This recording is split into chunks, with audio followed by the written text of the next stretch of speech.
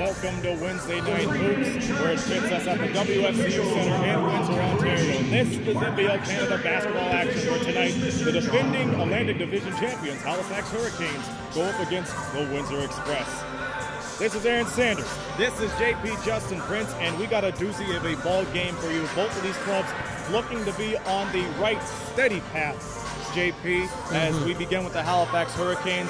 They've been having some woes lately, not only on the road, but their record surely showed it. Lost their last 4 in a row, so like we talked to Mike Leslie, the head coach, earlier today, this is a must-win for them. Yeah, an absolute must-win. Not only that, 1-4 on the road as well. We were talking a bit about that in terms of working on consistency. They have not had the consistency as of late on the offensive end as well as the defensive side.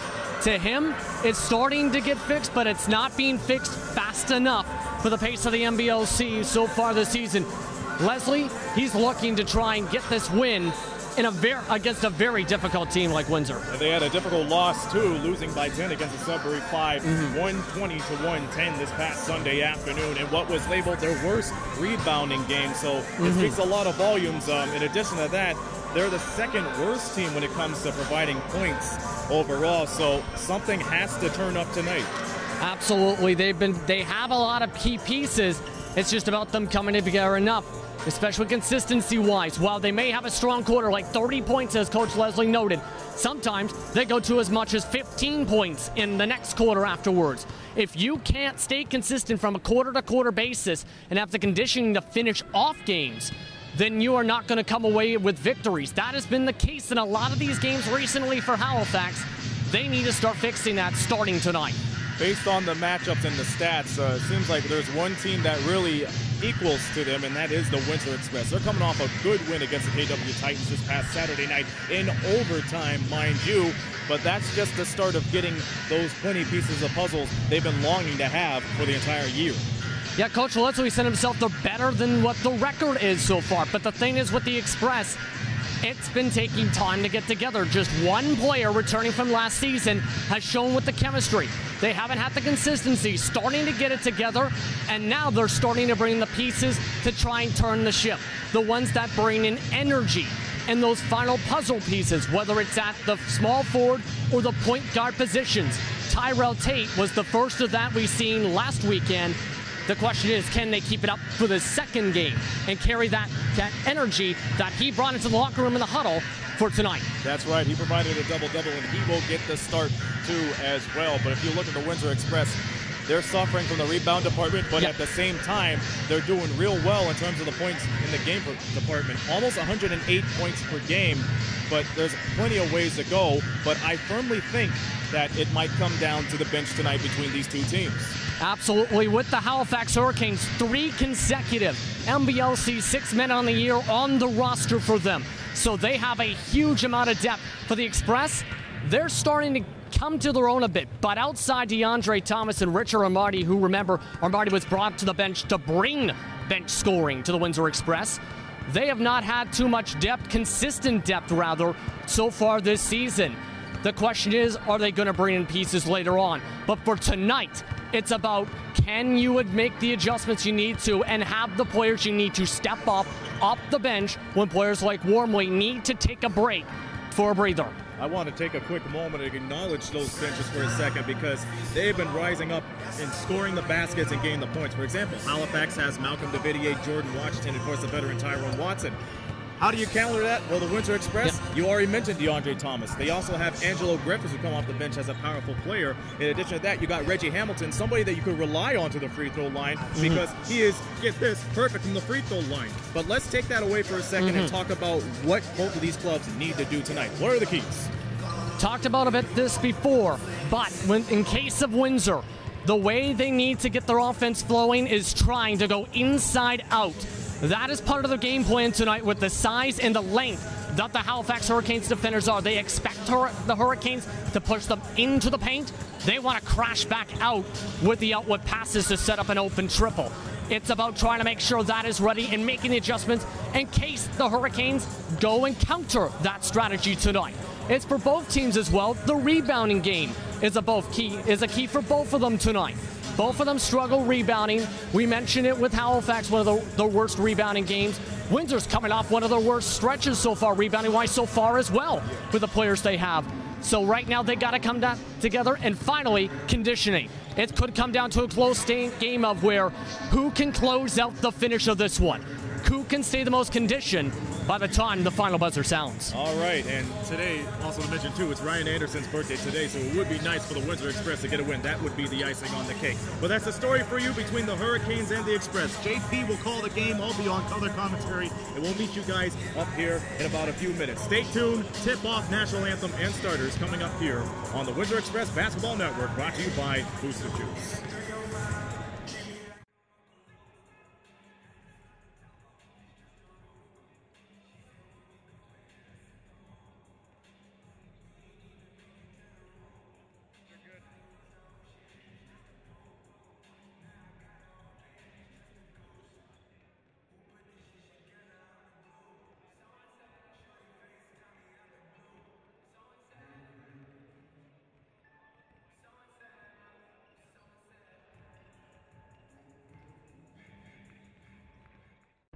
Sometimes, one moment changes everything. One song, one game, one adventure, one mission.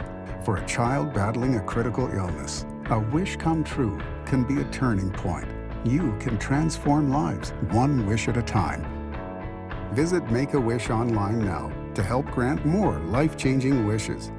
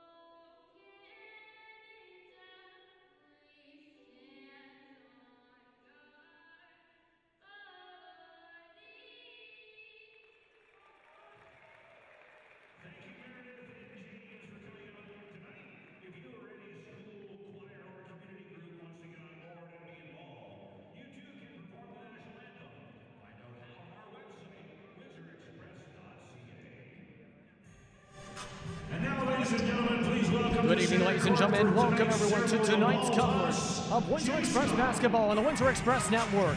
As tonight, it's the 2-6 Windsor Express looking to improve on their record tonight as they face the 4-6 Halifax Hurricanes. Good evening, I'm Justin Prince. Alongside me tonight is Aaron Sanders, as we are just a few moments away from the opening tip for tonight's coverage. Both of these teams looking to break some cold spells. 4 straight losses for the Hurricanes heading into tonight's matchup. Windsor coming off a victory against the KW Titans in overtime, but looking to carry that momentum past just the one game that they've struggled so far with this season. And it's like what you said earlier in the pregame, JP. One of the most problems that both of these clubs have is consistency. If they're able to provide some spark early on in the game and stretch it out for the whole 48 minutes, they could do that. I think it probably begins with the rebounding, and it comes down to the bench too.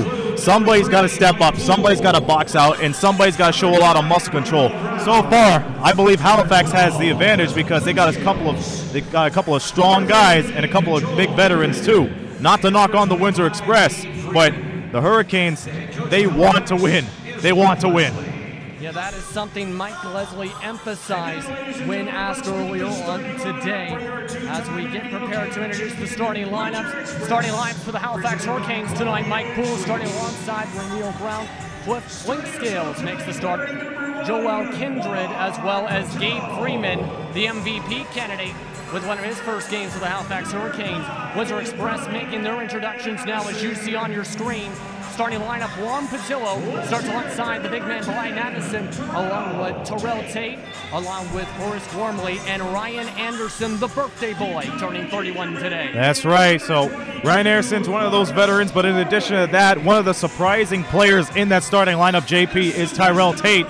But then again, when he got a double-double, it really sparks up a lot of wonders and sparks up a lot of promise. This is only game 2 for him, but for the rest of the roster, they're just trying to find some way to get that chemistry going on with the young and veteran players from this league. Absolutely right now, as both teams are just few moments away from the start of tonight's action on the Windsor Express Network.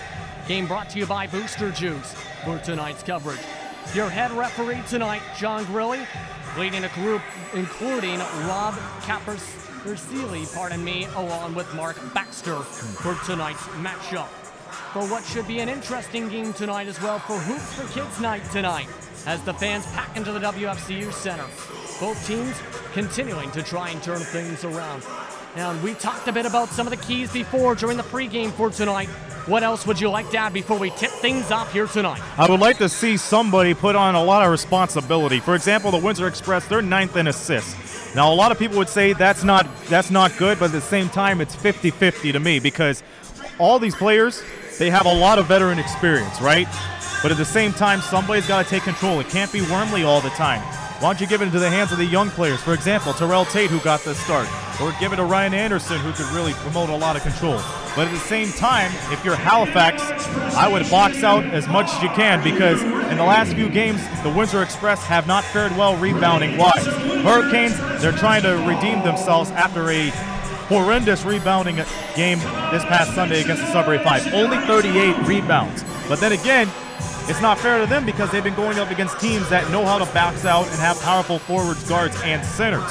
So I want Halifax to box out and fight for those rebounds. And for the Windsor Express, I want to see somebody to take charge and probably provide some sort of spark for the team to play a full 48 minutes. Absolutely agree with you. For the Windsor Express, they'll be in red tonight. For the Halifax Hurricanes, they're wearing their full blue jerseys tonight with the white pinstriping here at the WFCU Center, as the final handshakes finish off here before tonight's tip-off. Setting up for the tip-off for the Hurricanes, it's going to be Brown facing off against Addison. As we get underway, NBLC action is off and away in the Rose City. Hurricanes have the first possession of the game. Flinkscales leads the offense. Worley works his way around a couple picks set by Freeman. Back out Freeman. Hand it off, trying to drive inside. In traffic, Kendrick. No good as a whistle is called. It goes out of bounds. And that's another player that this Windsor Express team needs to look out for Joelle Kendrick. He's a guy that could really get the scoring to go in the early stages of this game. One of the leading scorers for the Hurricanes, averaging 16 points per game and almost 5 rebounds a game as well. And he's first when it comes to the three-point line, so it helps out a big time. And he's called for the charge on his first shot from the field, as that is going to be a turnover. The Windsor Express will set it for their first offensive set. So as you can see right there, Halifax Hurricanes is known for one thing. They're tough, aggression, and grit when it comes to going down to the basket, and they want to get some good looks as well.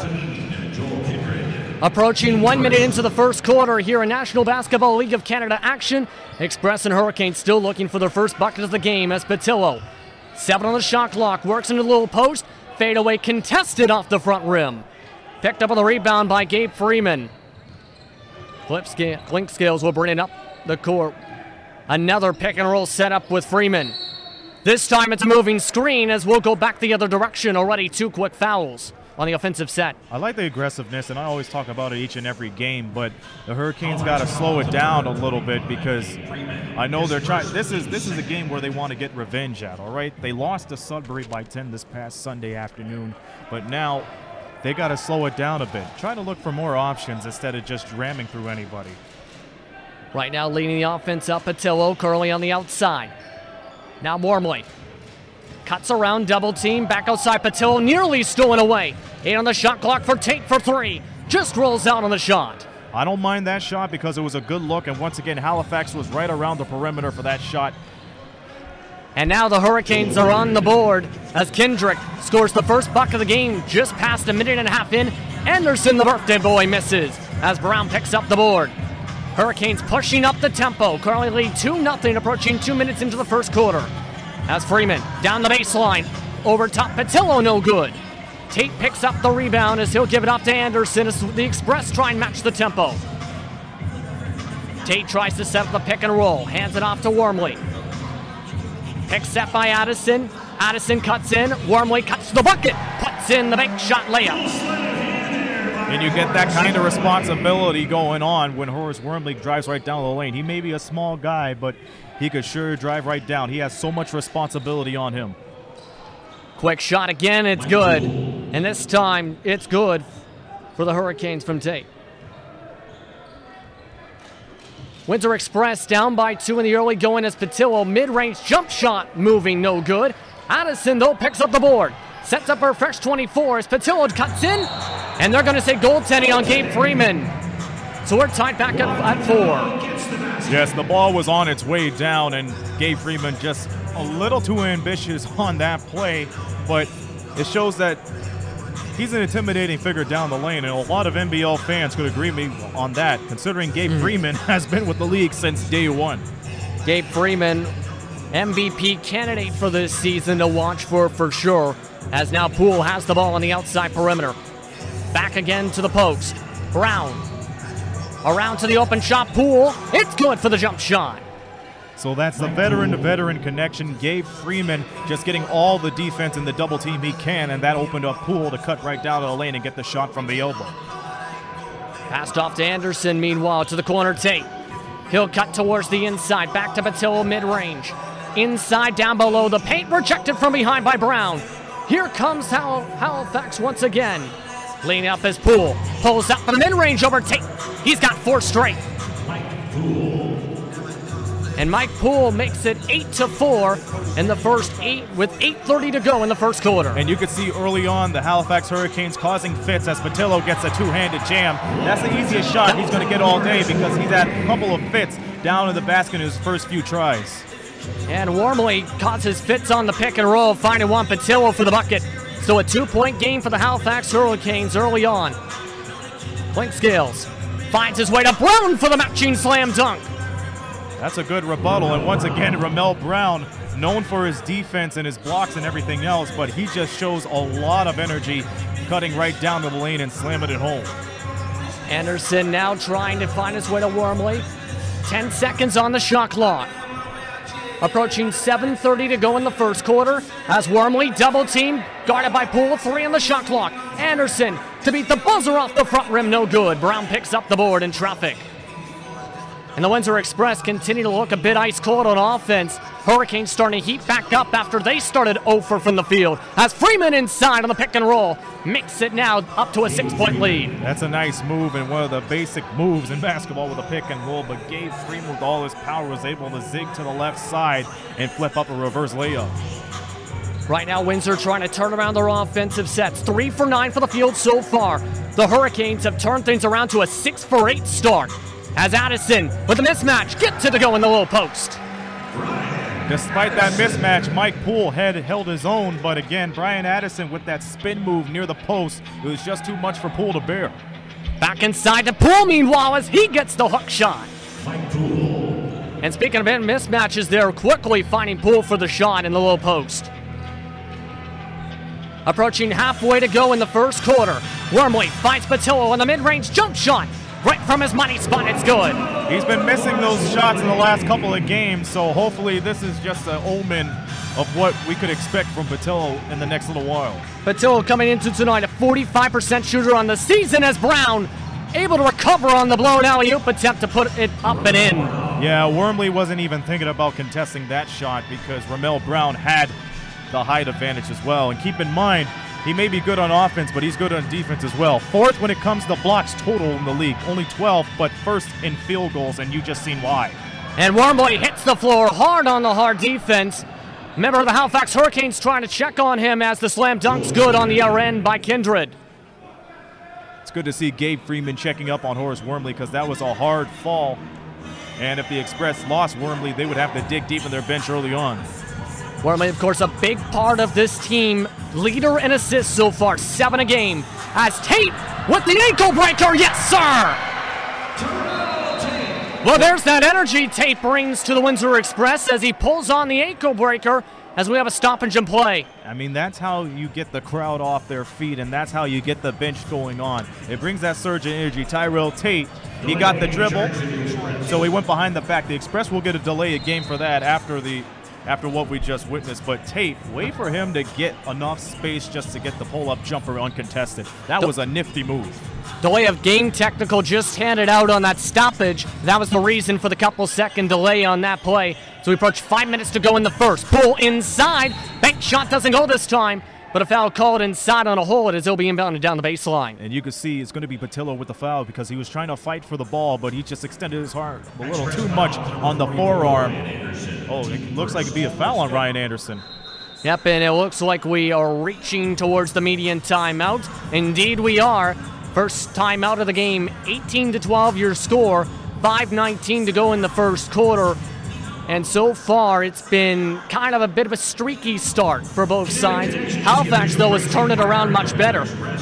They're shooting 75% from the field still. The Express, they struggled for a bit to lead to the 6-point advantage so far early on. They're struggling, but at the same time, they're getting some good looks. Patillo missed a couple of shots and finally got a shot to go. Yep.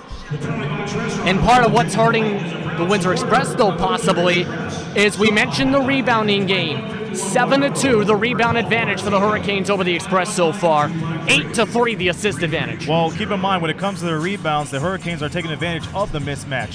When it comes to assists, it's something you got to expect. But I really want to go back on the rebounding game. This was one of those points we talked about on the way to the WFCU Center today, JP, and it would be vitally important along with other tips. So for the Hurricanes to really take on that mismatch opportunity and not dawdle on it, it just really shows how anxious and how great this Hurricanes team is. Despite their losing record, they have a lot of depth and they got a lot of speed, and they really showed that in terms of the boards today. Coming into tonight, the Express 41.5 rebounds per game on the season so far. For the Hurricanes, 44.3 for comparison's sake as we finish off the media timeout. By the way, it's looking like no substitutions quite yet for the Windsor Express as they'll keep their starting 5 on the floor. But getting to the newest member of the Windsor Express, coming in last week, making his debut in that big overtime throw with 19 points, 10 rebounds, Terrell Tate. Someone that, when talking to both Scott Newman and what Bill Jones had mentioned to many members of the media throughout the week coming into this week's matchups, is someone that brings a lot of energy and positivity to that locker room. And in addition to that, it brings up a lot of intimidation when it comes to the rebounds. as we see a quick foul there. But Terrell Tate, he's no stranger to the NBLC. Played for the Moncton then Miracles back in 2015 to 2017 and played his first 5 games this year with the Sudbury Five. So the Windsor Express, they're really looking for a lot of promise in Terrell Tate as he comes out. But again, that was only the first game. We got to see how consistent this fella is the rest of the way as Armani comes in. And Armani can't defend the shot inside. Mike Poole makes the bucket. So no substitutions from the Halifax Hurricanes side. The Windsor Express making the first substitution, bringing Richard Armani, who made starts in the early part of the season, coming off the bench to give the Windsor Express scoring presence. He tries to battle on the goal post now as Patil gives it to Wormley. 8 on the shot clock. Whistle called, offensive foul called as he'll go back the other direction. You see, the Windsor Express, they look a little bit frustrated because of those mismatches. But again, you can't let that get to you as Juan Patillo would get tagged for the foul. You just got to play your own game. And the Windsor Express, they got to play their own offensive game as DeAndre Thomas comes in. They got to let the play breathe. They got to find some open options and find some way to contest the Halifax Hurricanes every time, because if they get fouled, it works out for them. Meanwhile, Brown in the high post, guarded by the big man and Thomas. Thomas, the 295-pound big man, makes the block and just strips it off and away. Windsor Express still down by 8, trying to turn around their offensive sets with 4:30 to go in the first quarter. And a whistle called on the screen, and this time it appears to be a push called on the screen. So we'll stay this side of the floor. Halifax makes a substitution in response. Says Brown's called for the foul. Couple players coming onto the floor now for the Hurricanes. Tyrone Watson coming onto the floor now for Freeman. Also coming onto the floor now for the Halifax Hurricanes as well on that stoppage is Jordan Washington. 2 impact players off the bench this year. Absolutely. They're a big threat when it comes to scoring as Armani gives it to Thomas. Thomas goes in the post. Nearly poked away, is poked away by Poole. Marty's still debating on that foul with the referee as Poole misses it. Poole, mid-range jump shot, no good. Thomas picks up a second rebound, already 1 block and 2 rebounds since coming in. As Wormley goes baseline. Circles his way back to the perimeter, slows the offense back down. Good reset. Pick set with Thomas, pulls up for the triple over Poole's face. Yes, he's got it. So I want to talk about that play for a quick second. He was about to go to the basket, but he got double teamed, so he went right back up to the top, reset, found Thomas to get him that good high pick, and he just took care of business there. Hurricanes back with the ball now. Cliff Scales sizing up, setting up for the pick and roll. 6 on the shot clock. Going to the alley-oop. Washington walks into the wall. As part of me, that is Kendrick down low, drawing the foul in the alley-oop attempt. He'll go to the line to shoot for 2. He's one of those impact players for the Hurricanes starting off, and DeAndre Thomas did a good job contesting it, but it was just a little too much force because he thought Kendrick was going to go for the alley-oop, but you and I knew that was too far for him, especially when you deal with D-Train. You can't beat him. Couple substitutions on the stoppage of play with the fouls coming up. Andrew Griffiths part of the substitutions onto the floor for the Windsor Express, as well as Reggie Hamilton as we prepare for the free throws. And this is, again, somebody you keep keeping your eye on. 16 points per game, 5 rebounds per game, just underneath that mark on 49% shooting. First, by the way, in 3-point percentage, as well as top 10 in steals, top 20 in overall points. He's been scoring a total of 159 points when it comes to the season, but once again, it proves how impactful he is when it comes to this Halifax Hurricanes team. I remember the first game he was in, it was against the Moncton Magic, yes, but he scored 20 of his first 27 points in the first half. So when you have somebody that can score fast like that, you could expect this team to score in the 100s and whatnot, but ironically, they're 9th in the league when it comes to points per game.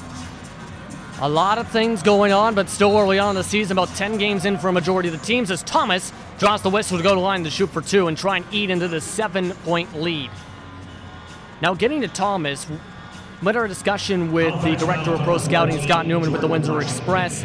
We were talking about Thomas, who has been with the Express for a majority of their existence, all but 1 season basically, and he said this year has been the most impressive to him overall and how he's been playing. Absolutely. Remember, he came back from a knee injury about a couple of years back, so he's been working really hard to try to get back into shape and get back his skills that he lost through that injury. And this is a sure promise of what we could expect from DeAndre Thomas. He's versatile, he has that good post move, and he'll force his way into the basket whether he has to foul you or not. Good pass down low. Washington drains the bucket after Thomas goes 1 for 2 at the line as the lead is back up to 8 for the Halifax Hurricanes. Approaching 3 minutes to go in the first quarter as they go right back to Thomas. Mismatched, triple teamed inside, gets his own miss. Double pumps inside, draws the whistle. He'll go back to the line to shoot for 2 once again. And that's what DeAndre Thomas wants. He got triple teamed, so he went with the pump fake, tried to go for the foul. He put it up anyway. He was able to get the rebound through the mismatch. And I keep on saying this. He keeps on fighting through to get to the basket. He doesn't care if there's a tall guy or a small guy right in front of them. He's just going to attack you and bulldoze you on the way to the basket as he's off to the line.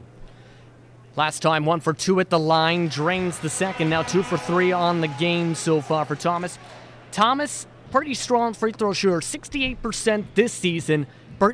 Been about that mark for his entire career so far when it comes to the NBLC. The 2-time champion, and last year played in the basketball league in the U.S. for the Albany Patroons. Absolutely, and that Albany Patroon team is historic going back to the CBA, so for him to get more experience in the United States as that 3 is missed, he's just adding much more experience to his resume, but he realized that the NBLC is his home and the Windsor Express is his home for the Chicago, Illinois native. Malcolm DeVivier, who came on the last stoppage, is the one who missed the triple as he watches that the 2's no good from the fadeaway in the mid-post. Clipscale's bounce pass. Washington inside, gets the bounce off the rim. And the lead is just back up to 8 once again, approaching 2.5 minutes to go. Once again, that was a good pass right up to the right side, and it just opened up for Jordan Washington to get the shot off. We got a quick stoppage of play. I believe it's going to be a score check. Yes, I think in fact it's the clock, as the clock stopped moving on the possession, as now we're going to reset the clock right here. Once again, 26-18 is your score here at the WFCU Center. Substitution coming on for the Halifax Hurricanes. Now Poole's going to come out. Coming in now is Kadar Edwards, who this season is averaging 9 points per game and 8.5 rebounds per game, about that mark, but 4th in offensive rebounds. Onto the floor now for the Hurricanes. Once again, he's a threat for second chance opportunities for the Hurricanes, so perfect timing for them to get Kadar Edwards right in. Thomas back low post, double team down low, stripped away. Here comes the fast break led by Edwards. Tries to pass it to Watson, gets it off Watson's shoes as that one misses. Second chance inside, Watson puts it up and in. Jordan Washington. And that's a way, I guess, to get the lead to double digits, as now it's a 10-point lead for Halifax. They get a lot of confidence right now. DeAndre Thomas hasn't been getting those shots in the last few possessions, so that just opens up a lot of opportunities for Halifax inside. Tate. And Tate draws the whistle. He'll go to the line to shoot for 2. So Tate once again to the strike. Again with Tate, mentioned came to this team very recently. When talking about joining the Windsor Express after the victory against the KW Titans, he said, and I quote, "I'm just blessed. I believe in the team. I believe we have a good team. They were maybe a piece or two away, or just a little piece of positive energy away, so to speak." And for Coach Jones, sees them again as someone to score the basketball and rebound at his position. And once again, for this Windsor Express team, this record is not indicative of how they played, because there were a couple of times where they lost by a couple of points. But to have Terrell Tate on this team, no question about it, as he knocks down the second free throw, it's the start of what may be the good things to come. He could really pick up a lot of things for the rebound, and which we see a travel call. But to get back on Terrell Tate, he's a role model when it comes to rebounding, and it will bring a lot more grit for this Windsor Express team to grow on. Windsor Express going to inbound with a fresh 24 right to Thomas for the bucket, no good. Thomas tries to pick up the second chance, couldn't get it, as here comes the fast break Hurricanes. Bullet pass, finding DeVivier outside for the 3, he's got it. Once again, the problem with the Windsor Express is they get so cluttered defensively. They want to get the box out. They want to be one step ahead of the defense. But the problem is, when you have outside shooters, especially here in this league, that creates a problem. Armani no good on the triple. Windsor Express was still just 1 triple on the game, 2 combined so far tonight, with about 90 seconds to go in the first quarter. Dropped inside, clank skills, finds Watson. Watson, little hook, no good. Rebounded by the Windsor Express as they'll slow down the pace. Express still trail by 11 to the Hurricanes early on. Griffiths to Armani. 13 on the shot clock, steps back to Thomas. Armani tries to separate. Cuts inside, pass deflected, kept alive down the baseline. Hamilton as he'll go to the line to shoot for two. That was a good play down low because it almost looked like a broken play, but Hamilton was able to get the ball from the post. He knew he had an opening about 6 feet away from him, so he drove inside the basket to try to get an easy two, but he was met at the basket, so he took matters in his own hands in a trap that he well sets on because he's the best free throw shooter in this league. So good awareness from him just to drive inside and take the foul. Makes the first of two, as mentioned, up there in free throw percentage, 100% still on the season. First-year player from Chicago, of course, had played for the Idaho Stampede for a few seasons, as well as in Poland and Argentina. As he keeps that streak alive, makes both free throws, brings the lead back down to single digits. Hurricanes slowing down the pace once again for this possession. 1 minute to go even in the first. Clink Scales. Pass down low. Washington draws the whistle as he'll go to the line to shoot for two. DeAndre Thomas called for the foul. And now Washington speaking with a couple of his teammates here after the play as well, and now heading towards his bench. They do say 2 free throws coming up here. So it looks like, I believe that is also into the bonus as well. DeAndre Thomas with his second personal, team's 5th foul. The Hurricanes up to 17 fouls so far in the first quarter. His second unsportsmanlike. And an unsportsmanlike call is the reason for the technical for Jordan Washington. So Terrell Tate with the one being set to take the technical for the Windsor Express as he drains the free throw. Now we'll go back the other direction to Washington now for the 2 free throws.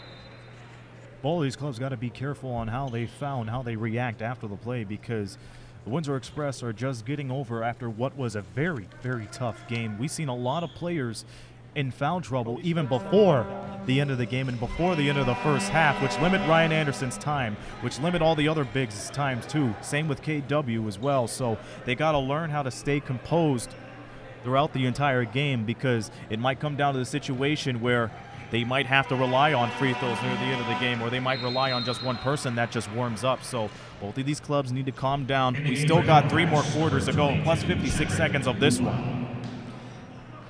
Shadrach Lufile is now into the game now for the Hurricanes for the first time tonight. Lufile brothers now connected, a part of this Hurricane squad, both him and Mishak on this squad, as the Windsor Express missed the shot inside, forced away that time by Shadrach. Hurricanes trying to get the quick bucket, up by 10, still 35 seconds to go in the quarter. Shot on the outside, it's good. Cliff Clinkscales with the triple, makes it now a 13-point lead with a 7-second difference shot clock, game clock. Tate slowing it down, waits for Thomas for the pick and roll. Thomas cuts in, double teamed in traffic for the interception. Nice double team. Pass outside, stepping on the line is the Hurricanes, as that will be no basket for a turnover. So as you can see in this first quarter, JP, DeAndre Thomas having troubles of finishing those shots. In addition to that, he just keeps on getting double teamed, which works to the Halifax's advantage. From the strong side, you see a couple of players pick off that pass, which was awesome.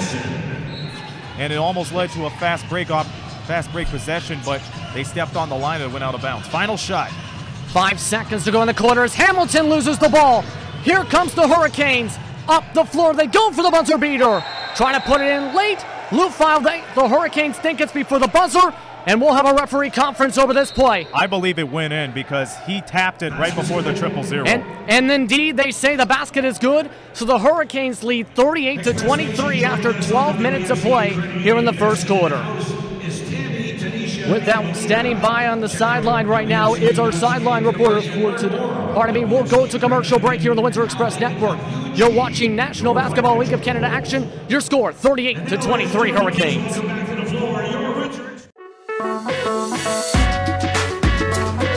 I want to understand why. I want this to be perfect. I want to be inspired. I want to be challenged. No matter the reason, our passion to learn brought us here.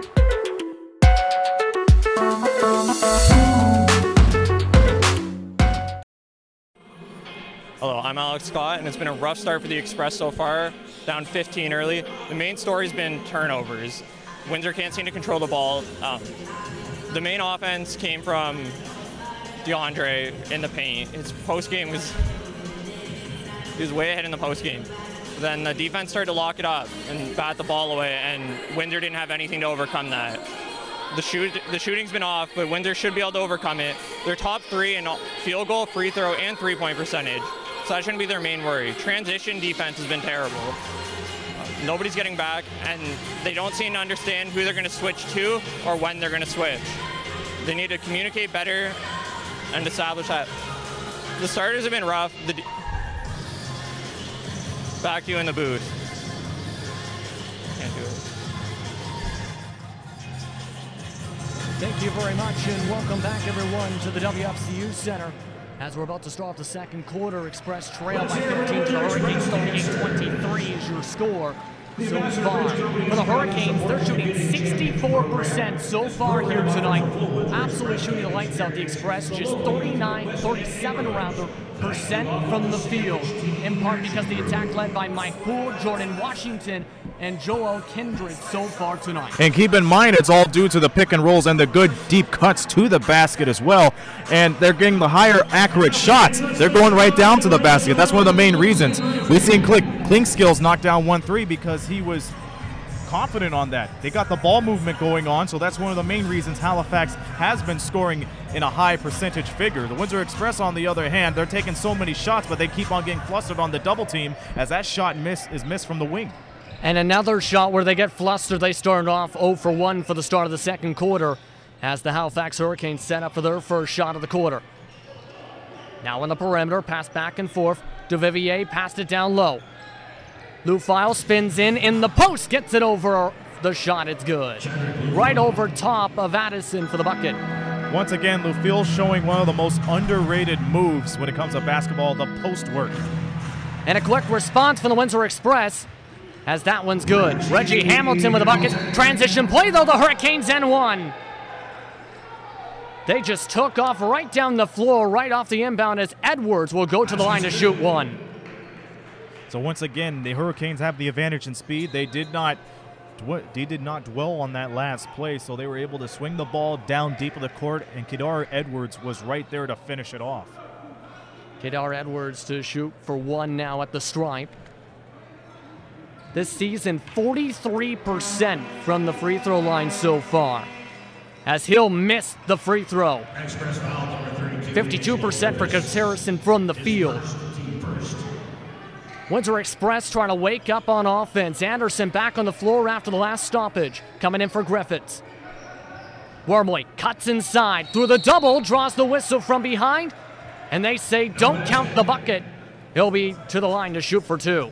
Those are the types of chances the Windsor Express have been getting in the first quarter, but they weren't able to convert.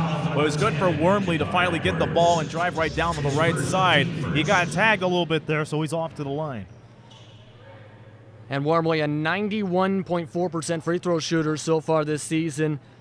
Last couple years, rather, playing with the St. John Riptide, of course, for the Pasadena, California native before signing in the offseason with Windsor. So far this season, 4th in overall assists as well. 58, as well as been an absolute workhorse on the floor. Absolutely, and that's the type of leadership that Bill Jones needed. He wants somebody that's vocal, somebody that's responsible, and Wormley is the guy. But the question I keep on asking is that a factor? Because, again, they're 9th in assists. This guy is responsible, but is them being in 9th place in terms of assists a good thing or a bad thing? That's for people to decide. Nifty passing, meanwhile, from the Hurricanes as they find it to Duvivier for the shot outside, no good. Addison misses the rebound chance, picked up down the baseline for a fresh 24 for Halifax. Jump shot down the baseline, it's no good. Picked up by Anderson as they'll push up the tempo. Anderson pulls up for the triple. He's got it. Ryan Anderson wakes up the crowd on his birthday. Express still trail by 10. Hurricanes trying to respond on back just about 2 minutes into the second quarter. On the outside perimeter, nearly wedges the ball as Watson picks up the board. Patillo fouls from behind, as that could send Watson to the line. We'll have to see for sure, as the foul came right from behind. They do say 2 foul shots coming from Tyrone Watson. And they have a little discrepancy with the scoreboard because the Express should be down 12 at this point. They tacked on an extra 2 points, so it's 42-30, and they're going to fix that right now. And that's what they're adjusting right now for the score sheet. Good catch on the 42-30 here with that. But again, getting towards Tyrone Watson, coming off the bench this season for the Hurricanes, has been a big part of Halifax rowing in the NBLC for a long time as a player, and someone we talked about a bit with Mike Leslie. He, while dealing with some ailing issues from the offseason in terms of injuries, has given the bench what they need in terms of veteran leadership. Absolutely, and once again, Watson, one of the workhorses for the team as well. He could deliver the damage. I know over there at Scotiabank Center down in Halifax, they have this thing called a flex cam, so he shows the power, and keep in mind too, you can show he has the veteran leadership. He could be that responsible guy near the dying moments, because if you recall about a few weeks ago, he got that game-winning tip and against the edge in what was one of the greatest games we have seen in this season so far. And a very strong defensive player as well. All defense in 2017, as well as a couple times second team all defense as well at some points in All Canadian 2015. Meanwhile, Halifax trying to keep the possession alive, but 13 on their shot clock after the missed Windsor shot. Watson cuts in. He goes right back to the line to shoot for 2 once again. So second straight shot, second straight time, he'll go to the line, shooting 73% on the season from the stripe on the season so far. Team's third foul for the Windsor Express in the quarter, just 1 from Halifax in the first 2+ minutes. So the Windsor Express is trying to play with firepower down to the defense, but the problem is their defensive switches, JP. One time you see them right down low expecting somebody to meet them at the basket. The problem is Halifax got some good mid to long-range shooters. They can't answer the call. Quick update on final scores coming in from out of town. The St. John's Edge have beaten the Sudbury 5, 120-98, your final score for that matchup, for the OER matchup tonight on this beautiful Wednesday night for basketball. As Wormley, bullet pass to Patillo. Mid-range jump shot, it's good.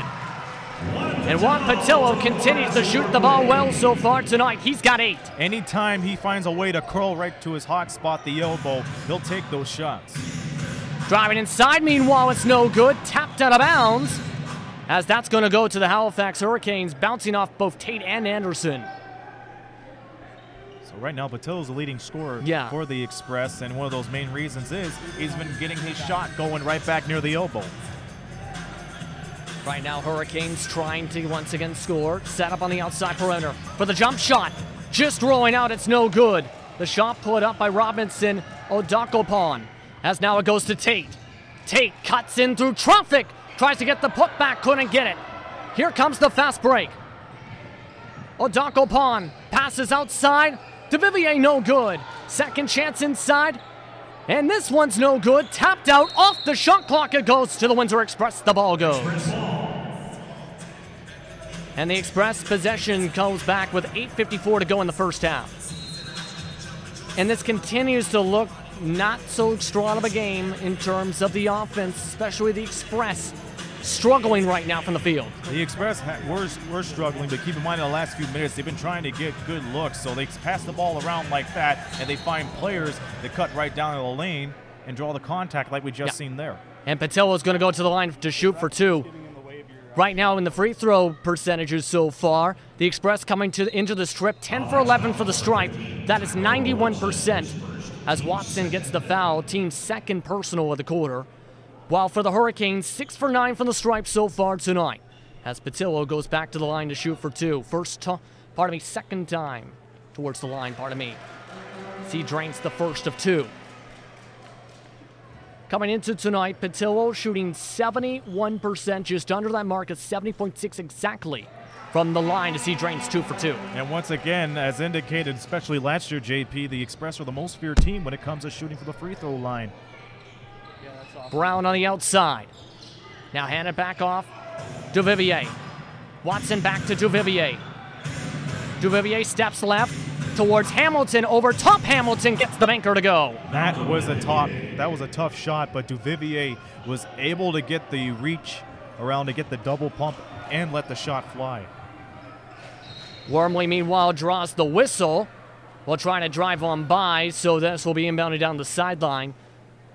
Third personal for the Hurricanes in the second quarter. Substitution coming on now for the Hurricanes. Cliff Clinkscales comes in now for Halifax. Gabe Freeman also coming back onto the floor for Watson.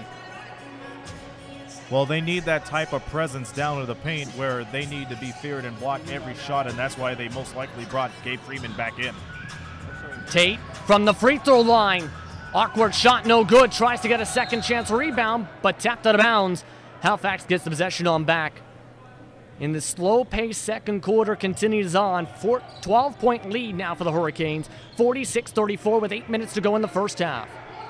Clinkscales works around the pick and fade. Guarded by Patillo, finds Freeman back outside Tate. Tries to take advantage of the mismatch. No help coming as Freeman draws the whistle. In fact, we're going the other direction. They say offensive foul.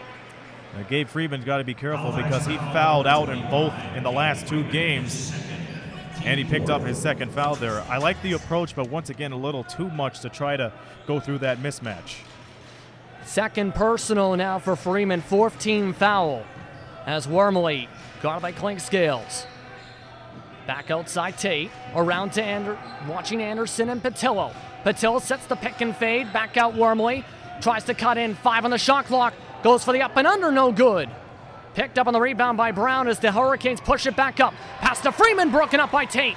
Wormley barely keeps the possession, takes it back up. Express slow it back on down. Anderson back on the perimeter with Patillo. Tate also sets up in the corner.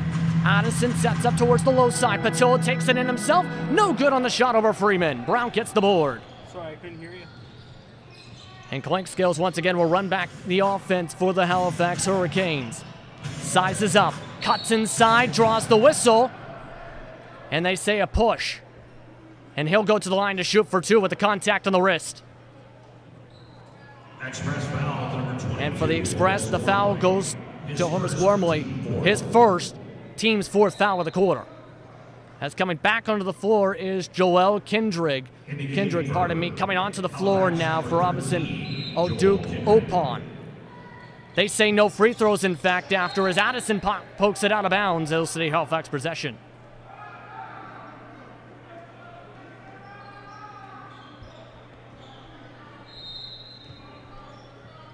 Inbound and back in now, Clinkscales. Clinkscales so far 1 for 1 from the field. 3 points. Nifty move, meanwhile, on the shot. It's no good from Kindred as Anderson picks up the board. Wormley will slow it back down on the outside perimeter. Patillo cuts in, wide open for the one-handed jam, yes! He wanted that play the whole quarter, but leaving to Horace Wormley to provide that key assist. He was able to get the defense right at his attention up top. Patillo was able to cut down deep and slam it down with the right. Freeman meanwhile stretches his range for the triple, drains it wide open. So he responds to the slam dunk with a triple, and the lead stretches back to 13. Wormley now sets up the pick and roll again with Patillo. This time Addison. Addison nearly lost it, had to pass it behind the back. 7 on the shot clock. Wormley rejected on the jump shot by Clinkscales. Passes it up to Freeman for the fast break. Steps on back as he gives it off Clinkscales. Has the mismatch. Man-to-man defense. Clinkscales puts in the spin cycle for the bucket, yes! That was a pretty move. That was a pretty move. Clinkscales just playing the game of deception right there. Spinning around to the left side, created enough open space to get the J to go. Tate, meanwhile, cuts in. Addison trying to fight for the rebound, but Freeman got it. Here comes the Hurricanes. Fast break, trying to go for the poster. Nearly put it down there in traffic. That time was Edwards. Instead, he'll go to the line to shoot for 2. Man alive, was Patillo close from being on a poster at that point. And that could have been an exciting play. Express. Juan Patillo called for the foul as we head to the media timeout with 5:30 to go in the first half. And the Windsor Express falling back again to double digits. Well, Juan Patillo is scoring in double digits. It's been a collective scoring effort from the Hurricanes so far. Majority of their players so far shooting at the very least 2 for 3. Not many shooting below 50% so far. Once again, it's all because they're getting those good picks. They're getting the good passes down deep. It's been working out for them so far. Yes, indeed, right now at this point. So right now you can see them trying to settle on in. I'd like to remind you tonight's broadcast is presented by Booster Juice here for the Windsor Express Network, as the Windsor Express are being outshot 56% of the Hurricanes to 35%. And so far in the action here tonight. Like just 5 triples rather combined so far tonight. The rebound advantage, though, has been all Hurricanes, 23-9. Well, keep in mind, they got a lot of big fellas over there. They got good forwards that's able to fight through the rebounds. And plus, at the same time, you see the Windsor Express, they're getting so contested from the mid-range and from outside that everybody's been able to get boxed out. But at the same time, too, it all comes down to the big men on the offensive end. So the Hurricanes have been able to capitalize on second chance opportunities. So that's one of the main reasons why the Hurricanes have been out rebounding the Express. And now as we're finishing off the media timeout, once again 51 to 36 rather is your score for the Hurricanes over the Windsor Express here tonight. As we're getting back underway in just a few moments here in this matchup. Patil leading scorer of the game so far, 12 points, 5 of 9 shooting. Mike Poole leading scoring for Halifax Hurricanes with 10 points so far. As coming on the floor now for the Express, it's going to be Ryan Anderson lining up alongside DeAndre Thomas, coming back onto the floor for his second stint of the night tonight so far. Will be coming onto the floor, pardon me. He coming on in Angelo Griffiths. Lining up as well with Addison and Wormley to round out the 5 for the Windsor Express so far here tonight. As we come out of the media timeout. Once again, the Hurricanes will set up at the stripe to shoot for 2 after the near posterizer set on up right before the media timeout from Edwards. Going back to the line to shoot for 2. Clank Scales is lined up alongside Kendrick on the floor. Brown also on the floor with Gabe Freeman rounding out the 5 on the floor for the Hurricanes. Once again, you see Kedar Edwards at the line. Not the most relied on shooter for the Hurricanes as that free throw is missed, but somehow Gabe Freeman gets that bucket to go. But again, Kedar Edwards is one of those guys that could really put on an offensive surge for the Hurricanes. Express have the possession back once again after the free throw attempt. 17-point lead for Halifax. As Thomas spins inside, gets the roll to go. After so many attempts, after getting double-teamed a lot of times, that would alter his shot. DeAndre Thomas was able to get the shot to fall away. Now back outside Clink Scales. Freeman fakes the pass, now does the pass. Kendrick rejected by the brick wall and Thomas. Here comes Hamilton on the fast break. Back outside Anderson for the triple. Off the front rim, no good. Picked up on the rebound once again by Halifax as Windsor continues to stay ice cold for the perimeter. Clink Scales sheds off Wormley for the triple. This time it's good. And Cliff Clink Scales makes it now an 18-point Halifax lead. Nearly poked out of bounds, meanwhile, trying to pass it to Anderson. Back to the baseline, Griffiths. Down the baseline, it's good. He responds with a triple back. You see, Anderson was being flustered right inside, but luckily for him, he was able to find an answer in Angelo Griffiths. And Kendrick tried to drive in, went towards the floor and drawed the whistle before the shot attempt. As they will say, 2 free throws coming up for Kendrick. Still 4:12 to go in the first half here as the Hurricanes make an error substitution. Poole comes onto the floor now for Edwards. As once again, Kendrick back to the line to shoot for 2. As now Kendrick sets up to the line to shoot for 2. So far, the Hurricanes as a team so far tonight, 6 of 10 from the stripe. Mishak Lufile now comes onto the floor meanwhile. As mentioned, the Lufile brothers now connected here in Halifax. Coming into this week, Shadrach, who has been with the team and had some good years, was recommended basically the brothers recommending each other to try push each other really as part of this Hurricane system. And keep in mind too, for Mishak Lufile, this is sort of a homecoming for him because he attended Cape Breton University, so for him to play just a couple of hours outside of Cape Breton, outside the Sydney area, it really is his true calling. But the brothers, I'm really interested to see what they could do here tonight.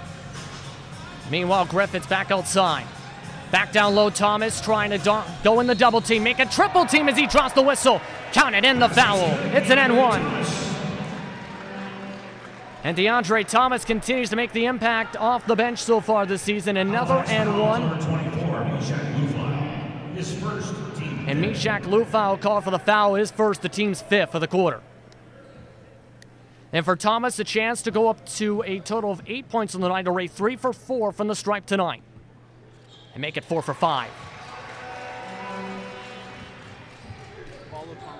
Hurricanes continue to control the tempo and dominate here tonight after coming into today on a 4-game losing streak. As Clink Scales. Whistle called down low. It's going to be a defensive foul against Wormley as he'll stay toward the Halifax possession. And at this point, Aaron, what's going through your mind as a coach watching this going on, knowing that there's right now just been no flow if you've been watching the Express? The Hurricanes have just absolutely dominated them. Pardon me, Wormley gets the steal. Wormley to Armani, spins inside for the nifty layup. It was a good smooth move overall, but to answer your question, JP, when it comes to the defense, there's been no help. You've seen Horace Wormley always trying to capitalize on those mismatch situations. The defense has been too cluttered. They're not paying much attention down low in the post because there's been a lot of players cutting down for Halifax, and even if they even try to swing it outside, nobody has been that quick to respond for a block.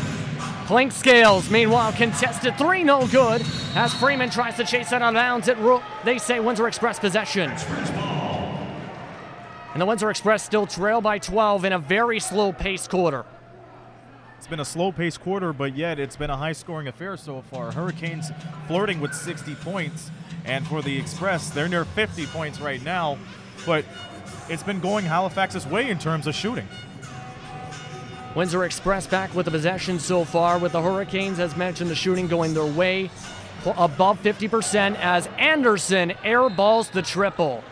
No good. That continues to trend back towards the direction the Express have gone so far shooting-wise, approaching just 42% of the game. Hurricanes exactly 57.5 right now. Freeman, meanwhile, back to Poole. Poole spins inside. Pass contested, nearly poked around. Driving back baseline, it's no good. Picked up by Anderson for the rebound. I like the persistency from Ryan Anderson down the wing to try to poke that ball around, despite the Hurricanes almost getting a second chance opportunity. Anderson, contested shot, gets it to go.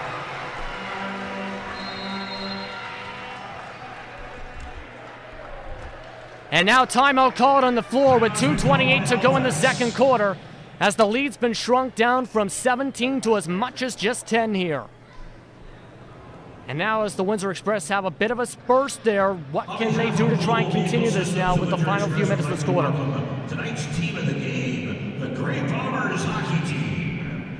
You can nominate a local sports team you know who deserves. Pardon me, Aaron, as the crowd, as the noise continues to build up across the WFCU Center. To repeat my question, what can the Express do to try and keep up what they're doing right now after that little run to get back to just 10 as the deficit?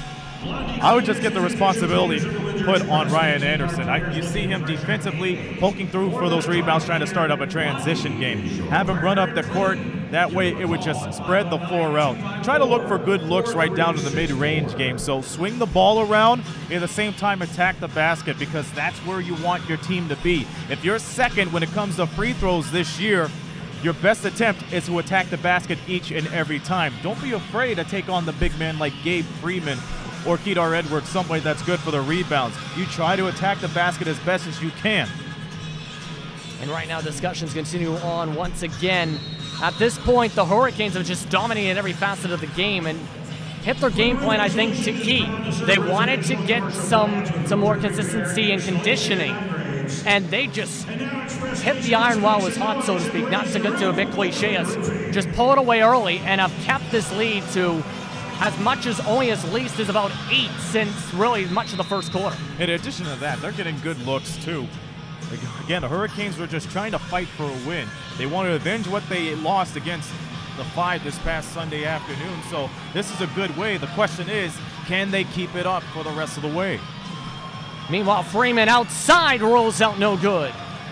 Picked up for the second chance rebound as Clink Scales will slow it back down. Approaching 2 minutes to go in the matchup tonight. Back outside, Poole for the triple off the back rim. Tapped out by the Windsor Express. Anderson pushes up the tempo. Anderson will dribble it around. Passed on back Wormley. Thomas trying to direct traffic from the perimeter on the left side. Wormley still waiting for the play to develop down low. No one's getting open quite yet. Anderson gets open with 6 on the shot clock. Down to 3. Gets the pick. Puts up the far shot. It's good. Ryan Anderson with a much-needed triple. Makes it a single-digit lead with 90 seconds left in the quarter. You know, those are the types of decisions only a veteran could make as the shot clock winded down. He trusted his instinct. He was right around the corner where he usually catches fire, JP. He just let that shot go. One of the main reasons why people could rely on him to make a big shot. Freeman contested shot, no good. Here comes Armani on the fast break. Cuts inside, brings the lead down to just 5. Timeout called by Leslie. And the Windsor Express have taken away all the tempo away from the Hurricanes. Mike Leslie not happy on his sideline right now. No, a couple people could say the Hurricanes were rallying on right there, but the Windsor Express finally got a breath of fresh air coming out of the timeout. They knew they had to fight really hard defensively. They were really smart on the switches, and they pick off a lot of attempts for the Hurricanes. And you've seen right there, Richard Marty, fearless, even though he had Gabe Freeman breathing down his neck. He took the easy 2. I'm sure he wanted to go for the 3-point play, but again, a good sequence from the Windsor Express in the last couple of minutes or so. And what have you seen that's been different for the past couple of minutes from the Hurricanes compared to what got them to where they've been? Because it looks like they're starting to break down a little bit defensively. You see, they're relying more on cutting down to the basket, and the Windsor Express have finally picked up the memo that they have to spread the floor defensively and make sure there's no double teams, because there are a majority of times where those double teams didn't work out because A, the mismatches, or B, it's just too much contact. So you're seeing the Hurricanes, they're missing a number of their shots from inside, or they're just not finding ways to beat the Express defense. So it's just the spreading of the defense that's been working out for the Windsor Express. Indeed, right now, as the lead's down to 5, the lowest it's been since around the midway point of the first quarter in this matchup tonight.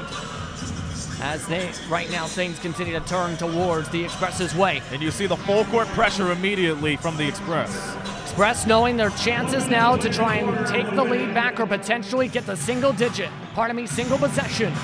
As Clink Scales, guard outside Armani. Back outside to Vivier. Clink Scales back around Poole. Back down low, Freeman. Goes off his hands, and that's another turnover for the Hurricanes. And once again, it comes back to the fast defensive switches. It was too much for the Halifax Hurricanes to bear. They thought they had a good pass down low, but Anderson kept on his guy.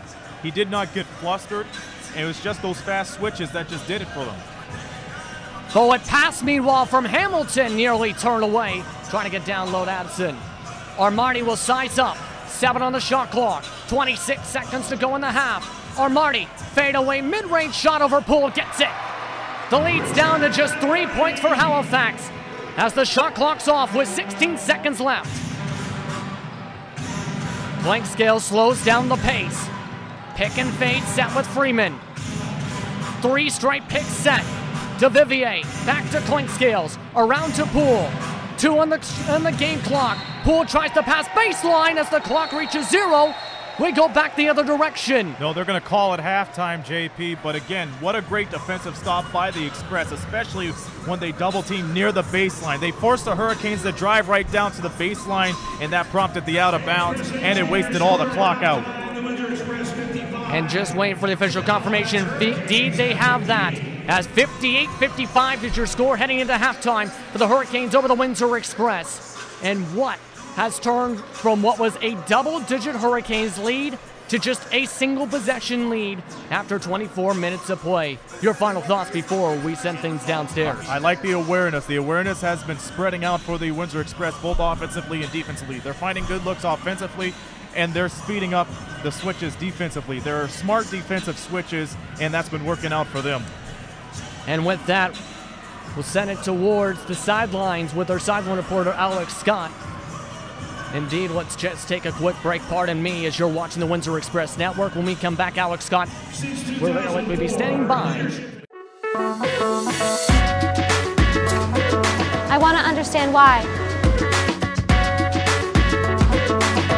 I want this to be perfect. I want to be inspired. I want to be challenged. No matter the reason, our passion to learn brought us here.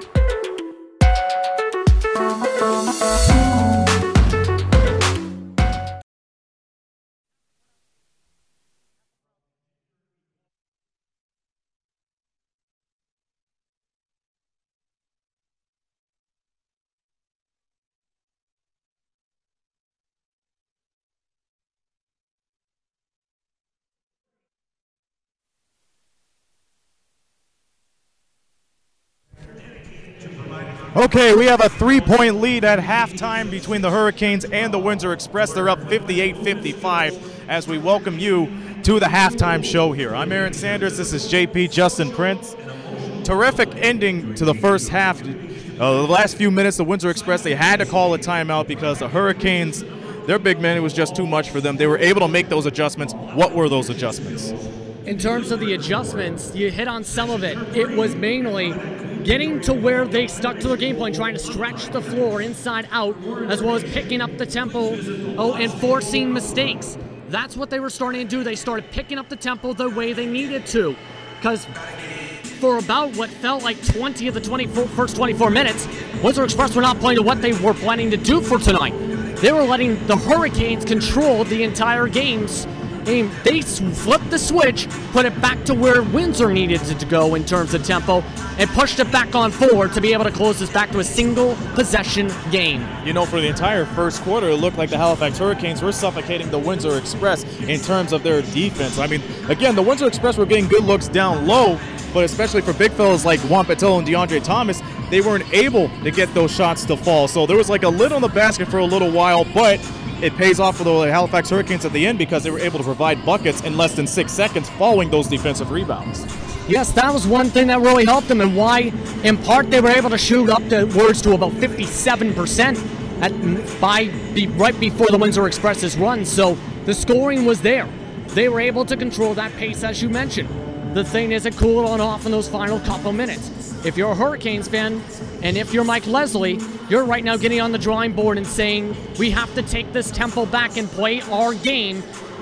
We've been rebounding the ball the way we need to.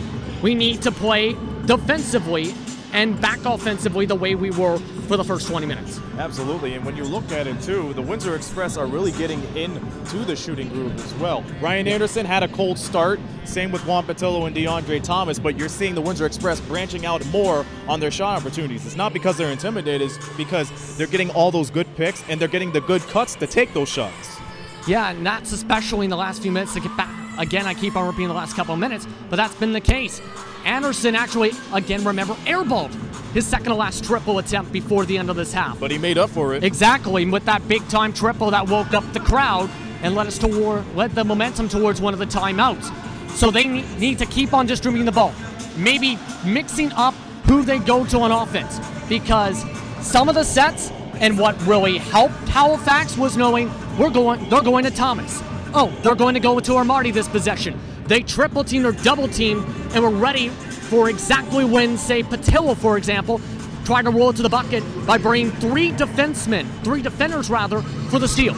They need to mix it up every possession. They cannot get predictable on offense. And on the other hand, too, for Halifax, again, the offense has been looking good. The leading scorer is Mike Poole. He has 10 points. Clifford Klinkskills rallies down below him with 8 points. So no surprise that the veterans are showing off their stuff for the Halifax Hurricanes. But we're seeing a couple of young players as well getting experience. Yeah, indeed, so far. We got the Lutfield brothers right now getting experience, as mentioned. Edwards has been looking really impressive so far when he's been on the floor. So it's become a collective effort. The Windsor Express just started getting towards that way in the final, really, half of the second quarter overall. The Hurricanes, a majority of the players, they've been shooting above 50% from the field when they've been getting their opportunities. They need to keep on doing that. Share the ball. Well, what else do both of these teams have to do? Because I know Mike Leslie, they don't want to have their 5th loss in a row. So how do they prevent all that? Because again, once upon a time, they were leading by double digits. Yeah, I think right now, if you're Halifax, you need to start putting back on the pressure, because the Windsor Express are starting to break through the code of what you want defensively. Be prepared for them to try and stretch out go back inside out, which they were starting to get to their main game plan of towards the end of this half. In the second half, expect them maybe to try and bring some players to prepare and stretch for the outlet passes, try and force some steals, pick up the tempo and try and test the conditioning of the Express maybe, and try and reinforce theirs. Because it gets down to, for them, for the Hurricanes as well, for both them and the Express, who's going to be more conditioned. Both of them had the problems with that for the second half. The Hurricanes showed the issue at the end of the first half. Can they fix it and wake up for the end of this game if it comes down to the wire? Will the Express give them fits? Well, here's the thing, too. The Halifax Hurricanes are known for their tough defensive stops near the end of the game. Yeah. Speaking of, we haven't seen much of Ramel Brown in this first half, too, and he's usually the guy that can come up big time with the key blocks. That's in part, I think, foul trouble, but also in part of matchups. They've been relying more on Gabe Freeman, I think, off the bench, and mixing up a little bit more small ball. I think in part with the mismatches they've been dealing with DeAndre Thomas, where they have to triple team him when he comes onto the floor off the bench. So maybe we see him play a bit more. I think possibly, especially in the closing minutes, try and set something up towards him, because he hasn't been their main option tonight. He's been strong on the defensive side when he's been on the floor. They need to start bringing him in a little bit more if they can afford to bring him in for those minutes. So the bench hasn't been as productive for the Windsor Express. Who do you rely on for the second half? I think for the Windsor Express, in terms of the bench, got to go with maybe try and get Richard Armani more involved on offense, because he's been looking pretty okay, around 50%, around that mark, just maybe underneath that. Part of me, he's so far from the field after the first half. I think try and get him more involved. It's been getting predictable that they go to DeAndre Thomas. The Hurricanes are now triple teaming him every time he gets the ball in the low post. Maybe try and set something up for Marty to the perimeter, and or maybe try and get some more players involved that we have not seen shoot the ball much with Griffith so far or in this matchup. He drained a triple in the corner, maybe get him involved. Try and stretch out the floor, try and get Armani involved, and your perimeter shooters involved when Thomas gets double teamed up when the bench lineup is in. All right, a mixed bag for the Windsor Express and a lot of opportunities for the Halifax Hurricanes. We're seeing most of them outwitting the Windsor Express defensively when it comes to those mismatches. So that's the story from us right here at halftime. It's the Hurricanes 58 and the Express 55. We'll take a quick pause here, and we'll be back for the call of the second half here from the WFCU Center in just a moment. You're watching Windsor Express basketball, presented by Booster Juice. It starts here, where Jamie lost 145 pounds and became a leader, inspiring others to get active. Where Cheryl didn't let her fear of water keep her kids from learning to swim. Where Valerie got fit after retiring, and at 90 years old, she's still dancing to the beat. Vitality, courage, transformation. A healthier you starts here. What will your story be? Join the YMCA today.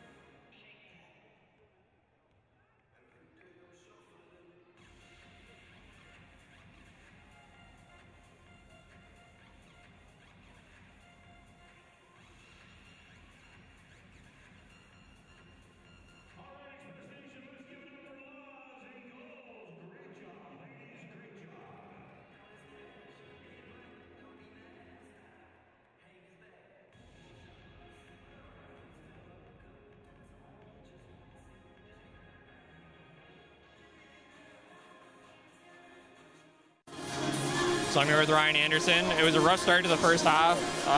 You got it together at the end. What changed? It was just our defensive effort and energy. We ended up getting a couple of stops. I think Coach said they were positive. They were plus 15 in the first quarter, and we were plus 14 in the second quarter, so that kind of evened it out for us. For us to win this game, we got to come out and have that same energy we had in that second quarter. Were there any major adjustments that the coach wanted to make while you were in the half? No. Those are personal adjustments. It's effort. You know, how much energy we're exuding, how our effort, individual effort combined as a team. You know, that's all. Any big issues with rebounding that you see, or? I think that first quarter we gave up 7 offensive rebounds. You can't do that. That's all I got. Thank you. Happy birthday, by the way. I appreciate it, bro. Yeah. Thanks a lot, man. Right, take care. Happy holidays. Back to you in the booth.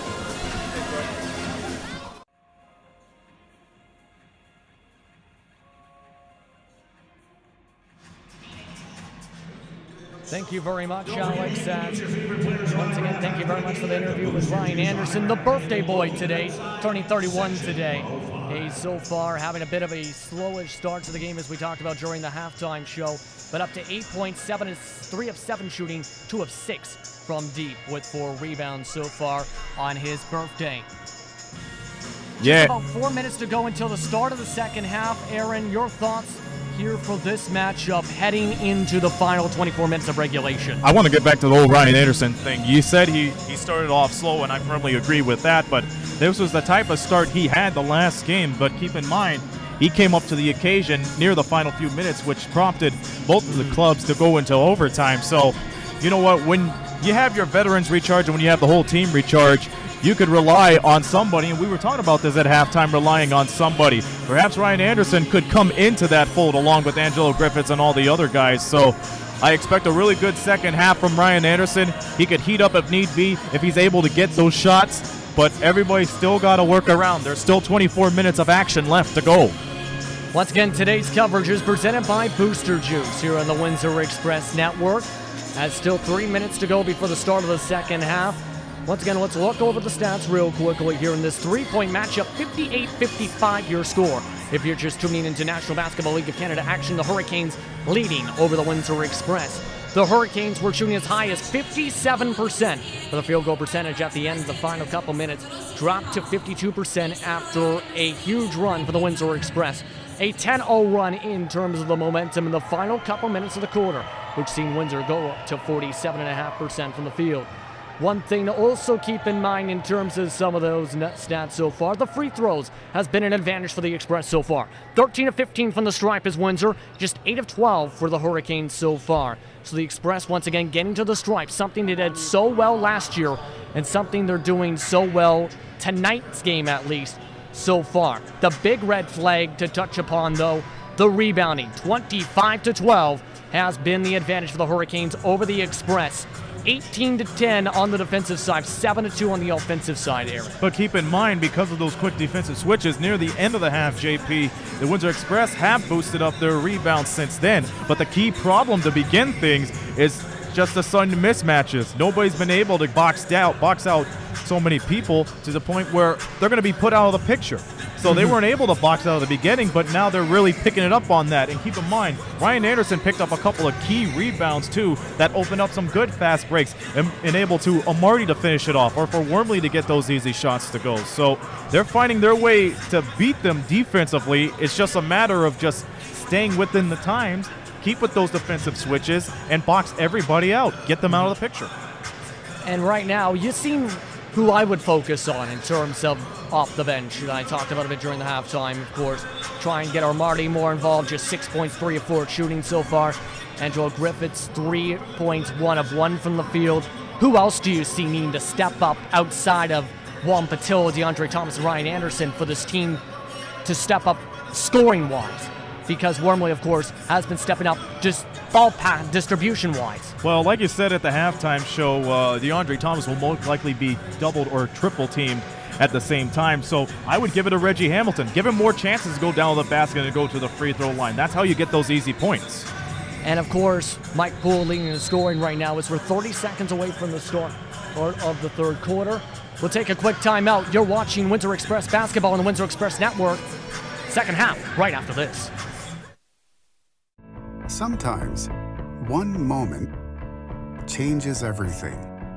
One song, one game, one adventure, one mission for a child battling a critical illness. A wish come true can be a turning point.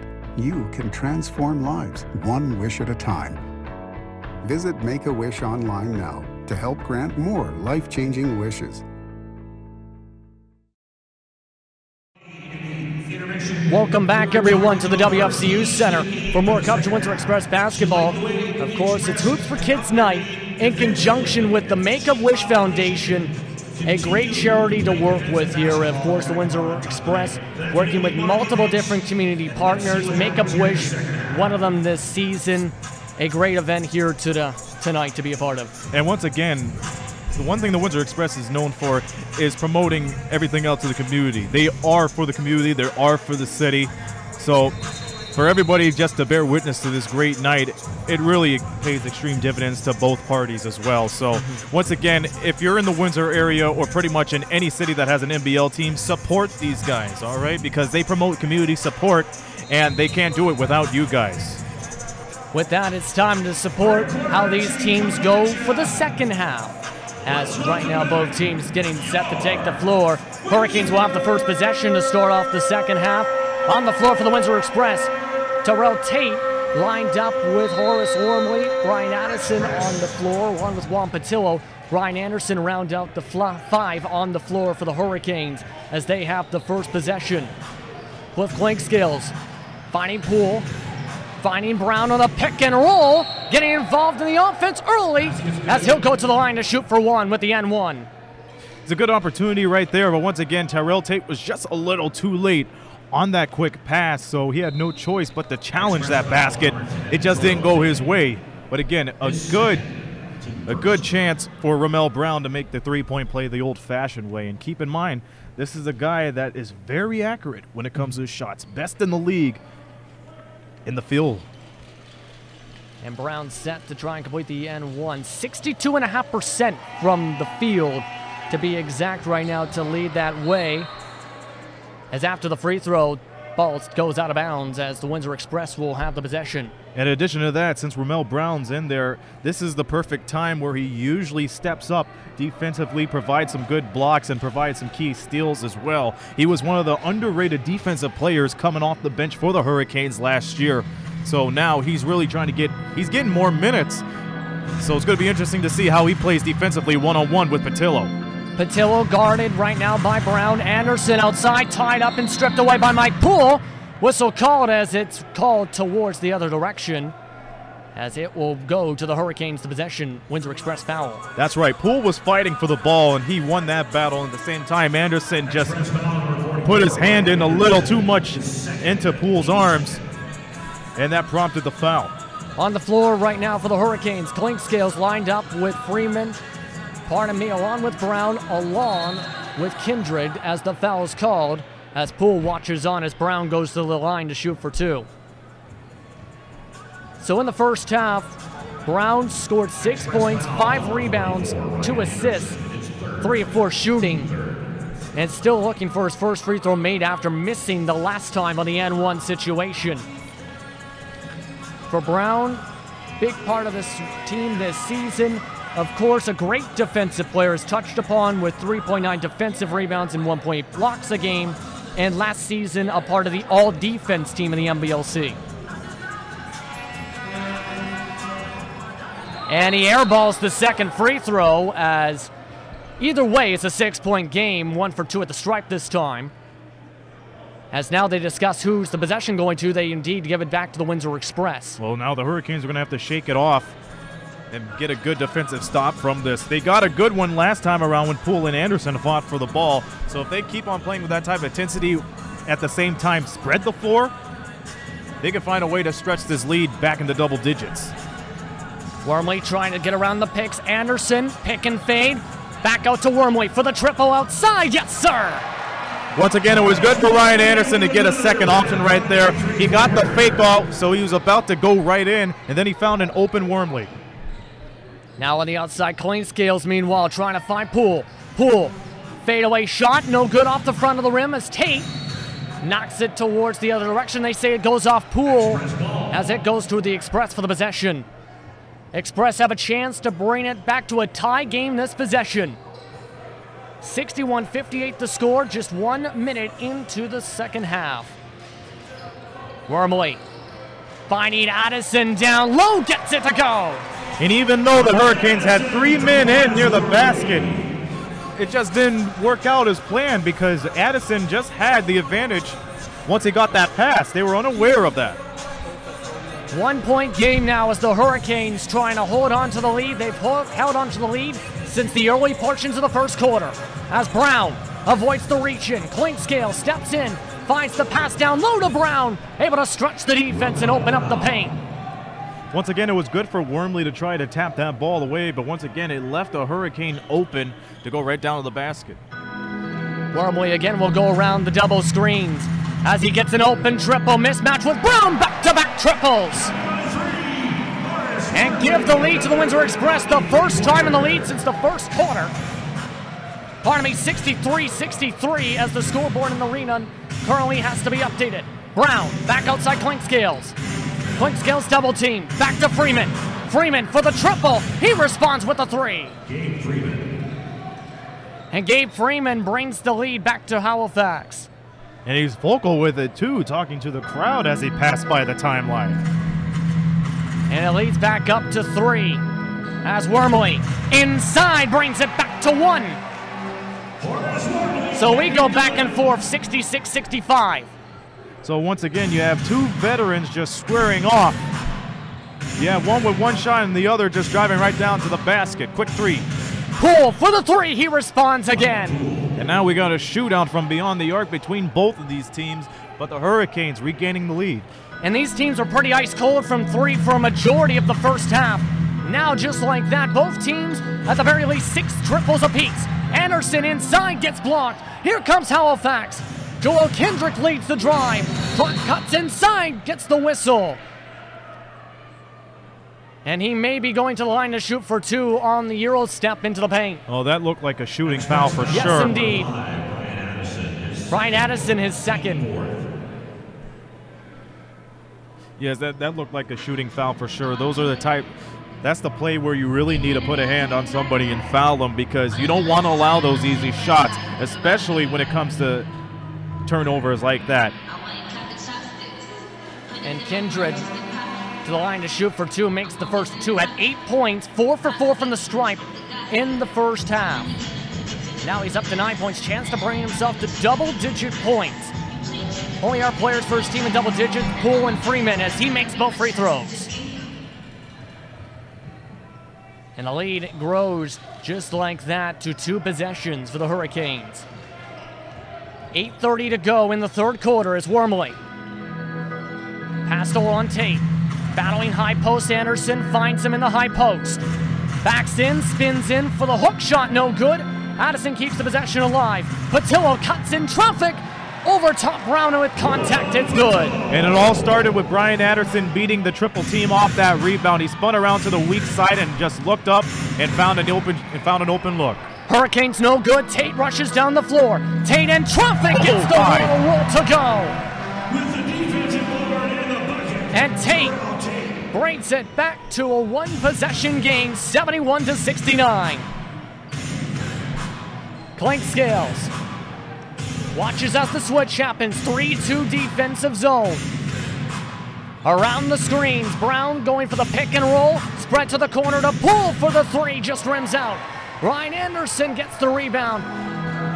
He takes it up, pass towards Patillo as he draws the whistle from behind from Freeman. I don't care what anyone says, that foul right there from Ramel was a really smart one. He found it. He found a cutter, so he had no choice but to tag him. Anderson looked up. That's why he was able to get that pass to go. Either way, if it wasn't for Ramel Brown, I don't think the Express would regain the possession. That was, once again, a very smart defensive play. And Brown with a second personal, just the team's first foul of the second half. Jordan Washington comes into the game off the bench now for the Halifax Hurricanes as well. As Patillo, bullet pass Anderson. Down low, Addison tries to take advantage of the mismatch in traffic, gets it. And you see Brian Addison waking up offensively. You see in the previous play, he got away from the triple team, and now he found his way to get a basket to go. And a whistle called right before the shot. It's going to go against Addison on the post spin from Washington. 5 team fouls already for the Express in the third quarter, and we're not even up to 5 minutes into the quarter. But keep in mind, the majority of those team fouls, JP, is because of an open look for the Hurricanes on the fast break. Indeed, right now, as inbound for the Hurricanes, finding Poole. Freeman on the outside, Clinkscale setting up the pick. Freeman, pick and fade with Freeman. Gets separation from Patillo. Tests his range over Patillo. Trying to add a second 3, no good as Anderson gets the board. Waited Patillo to contest Gabe Freeman's shot. Wormley, meanwhile, cuts inside, gets the N1. And the Windsor Express bench roars as they tie things back up. Timeout call. It appears to be a technical foul of some sorts, JP. We're just going to see what the referees talk about here. We'll have to see right here. This is right after the N1 drawn.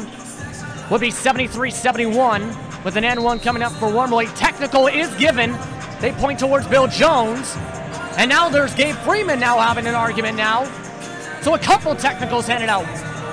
A technical given out to Bill Jones in the bench side, it appears, from the Windsor Express. Trying to see if there was a second technical given out. So a bit of a confusion here with 6:54 to go in the third. Yes, I don't know what happened after the play, but I did see the referee give that T signal, so you knew right then and there somebody got a technical foul. But I want to talk about the previous play. Horace Wormley was able to use his body balance and body control to get right into the defender, use all of his power to lean off to the right side. His defender just pushed right into him and got that shot to go. Waiting for clarification. Gabe Freeman, the foul. Third foul, the team's second, and a double technical. So Gabe Freeman with the technical, that leads to the reaction. Number 5. And they give him the air technical to Addison, his fourth. So that is the reasoning for the stoppage there. Personal foul for the N1 on Wormley, then a double technical given on the play. So that's going to bring Tyrone Watson off towards the scorer's table now with the fouls given for the substitutions. But for the Windsor Express, they will drain the N1. And for the first time since it was 2-2, at the very least, have gotten in time. Now up to the lead for the first time, I believe, tonight as well. In the game for Halifax. In the game now is Watson. Gabe Freeman will go off to the bench to cool off for a split second. Kendrick comes back for the inbound, guarded by Tate. Kendrick cuts to center court. Now to the left side, tries to look towards the right. Directing traffic down low, Watson. Driving inside, Kendrick gets it in traffic. And once again, when you have Joelle Kendrick scoring like that, he usually gets on runs. Pick and roll now being set up, meanwhile, Thompson and Wormley. Wormley steps back for the three, he's unconscious. Third trouble of the second half from three. Down the floor comes Washington for the bucket to respond.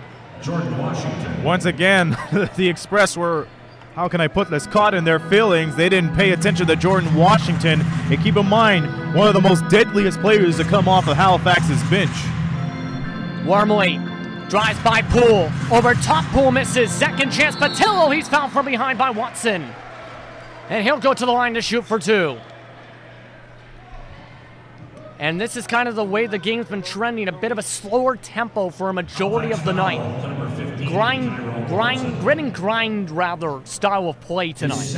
But that's been Halifax's game in the last couple of years, too. I mean, they had a lot of players that influenced that type of play. You got Mike Poole, the veteran who played for both the Raymond and the Hurricanes back in the day. You also got veterans like Tyrone Watson, Cliff Kingscales, Gabe Freeman, along the rest, and you got the Lufield brothers who've had experience in the NBLC. They really fought and bought into Mike Leslie's system of the grit and grind, too. And onto the floor now for the Hurricanes. Malcolm DeVivier back into the game now for the Hurricanes. On the floor for the Express, still their starting five alongside Thomas. Has a missed shot, no good. Anderson gets the board. Still a three-point game for the Express. Their first lead of the matchup tonight as Thomas is rejected down low. He'll have 15 seconds to work with on the shot clock. 5:42 to go in the third quarter. Of course, both of these teams looking for the W tonight to try and get back on track. The Express coming off the overtime victory. 4 games straight loss by the Hurricanes after winning 4 straight at the end of last month, the start of this month. As Wormley tries to cut towards the baseline. 3 on the shot clock to work with. Tries to drop the N1. Instead, he'll go to the line to shoot for 3. Leans right into DeVivier for the foul. Good decision by Wormley, but once again, bad time management from the Windsor Express as we get a media timeout. Media timeout with 5:27 to go in the third quarter. Express up by 3 points. Your thoughts heading to this media timeout? heck of a run from the Windsor Express so far, but Halifax keeps on clawing through no matter what they do. But the Express, they're finding open looks once again. They're being more confident from the outside. You're seeing Juan Patillo, one of the big guys for the Express, becoming more involved with the ball because they realize they're beating the Halifax Hurricanes in terms of foul trouble and their position near the basket. You're seeing a lot more close looks to the basket, and you've seen Horace Wormley, the guy that's being responsible for most of that charge, the leading scorer so far. He's absolutely exploded in this third quarter. The reason why I'm highlighting this is, remember, at the end of the first half, 8 points, had 5 assists, around that mark. He's up to 21 points now, and we're just past halfway to the third quarter, so he has stepped up with 4 triples from the field. 3 of those coming in this third quarter in the past couple minutes alone. And once again, that shows the leadership. You look at the veterans; they promote that leadership, and you can see the younger players; they're really buying into that system as well. But the main reason why Wormley has been exploding is because he's the guy that's not afraid to take on the challenges or the mismatches. He did that early on. I remember one specific play in the first quarter. He went one-on-one against Gabe Freeman defensively. So what type of leadership does that show when you got the smallest guy on your team going up against the big dog on the other team? I have to agree with you. It shows a lot of grit that this team, that, of course, for those that don't know with Bill Jones' systems, likes to build around that floor general kind of position, and that grit and grindness is helping this team right now as we end off the media timeout. 78-75 your score once again for the Windsor Express over the Halifax Hurricanes as they come back onto the floor here. The Hurricanes, it's been back and forth with the scoring. The shooting has both evened out here to start off the overall field goal percentage in this third quarter. Both around 53 to 54% for both sides right now as we get set for to come out of this timeout. And it's because they're taking wise shots. Both of these clubs are taking wise shots. You see Halifax, they're getting more chances down on the basket because they have the power, but the Express, they're taking smart shots because they're passing the people right down low or just finding their comfortable edge from beyond the three-point line as that free throws goes. But you know what's interesting, JP? You talk about the grit and grind of the Halifax Hurricanes, and we even talked about this to Mike Leslie. You know, the main reason is 5 of these players are from the New York, New Jersey area. And they're known for their grit and grind, whether playing at Madison Square Garden, Rucker Park, you name it. New York is known to have players, or ballers, if you will, that will fight through all the traffic and just show so much power. And you know, veterans, Mike Poole, Cliff Tinkscales, along the other New York players, they promote that grit and grind, and that just keeps the Hurricanes' heritage going on. Indeed, for sure. And Michael Leslie had said he wanted more of those players as we have a stoppage due to a clock malfunction, unfortunately, as they reset the clock to 5:51 here in the third quarter as Wormley completes all 3 free throws to grow this lead even more so. Hurricanes trying to get back on track as whistle called, and we're going to go back the other direction. Offensive foul called on Halifax. So now 6 fouls apiece for each team with still 5:45 to go in this quarter. Halifax foul number 15, Tyrone This Watson. one goes to Tyrone Watson, his 3rd. Wormley, he's been red hot this corner, finds Patillo. Donut misses the coffee, as you would say, on the alley-oop attempt. I didn't even need to say it. You followed up on there, but that was a good look for Patillo. And no one was there to follow up for an offensive board after the bad alley-oop. Kendrick, meanwhile, takes advantage for the triple. Wide open. Joelle Kendrick. And Joelle Kendrick showing why he's the leading leader in three-point land with almost 56% from that three-point land. He just took a comfortable shot, a very smart shot as well. Tate now, meanwhile, gives it down low. Thomas, there's the double team. Tate wide open, airballs the open triple. Yeah, that shot was flat as day-old soda. I mean, he had the Hurricanes right from around the arc, but nobody was there to answer it. And it looked like he was a little slight bit off in terms of the handling of the shot, especially with the left hand, it appeared to me. Meanwhile, Windsor Express providing some pressure up the floor this time. Early holding on to it, Washington gives it now Watson. Watson around the corner, Poole. Back around Kendrick. Can he go back to back? Yes, he can. Make it a 4-point play. Count it. Richard Armani called for the foul. The Windsor Express is 7th. So that will put Halifax in the bonus on a 4-point play. How about that? You know what's interesting about that, JP? That matchup between Armani and Kendrick? These are the top 2 leading scorers from three-point land going toe for toe. And Joelle Kendrick just found the power and enough balance to get the foul, shoot it at will, and go right at it. I like that type of matchup right there. And Kendrick misses the free throw, so can't take advantage of the 4-point play. Wormley will try and take advantage to give the Windsor Express some more points. Down low, Thomas. Double teamed again. This time draws contact. As Washington, it appears, might be called for the foul here as Thomas goes to the line to shoot for 2. So a chance here to grow the lead a little bit more in this one-possession game.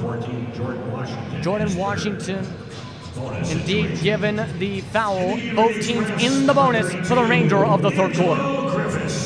And we see Angelo Griffiths come in, but again, Jordan Washington with his approach to go one-on-one against DeAndre Thomas, it didn't work in his favor, and a lot of people are saying that was a bad foul, and it was, because not only you got a guy that could dominate into the post, but he can knock down his free throws. So that's to the comeuppance of Jordan Washington.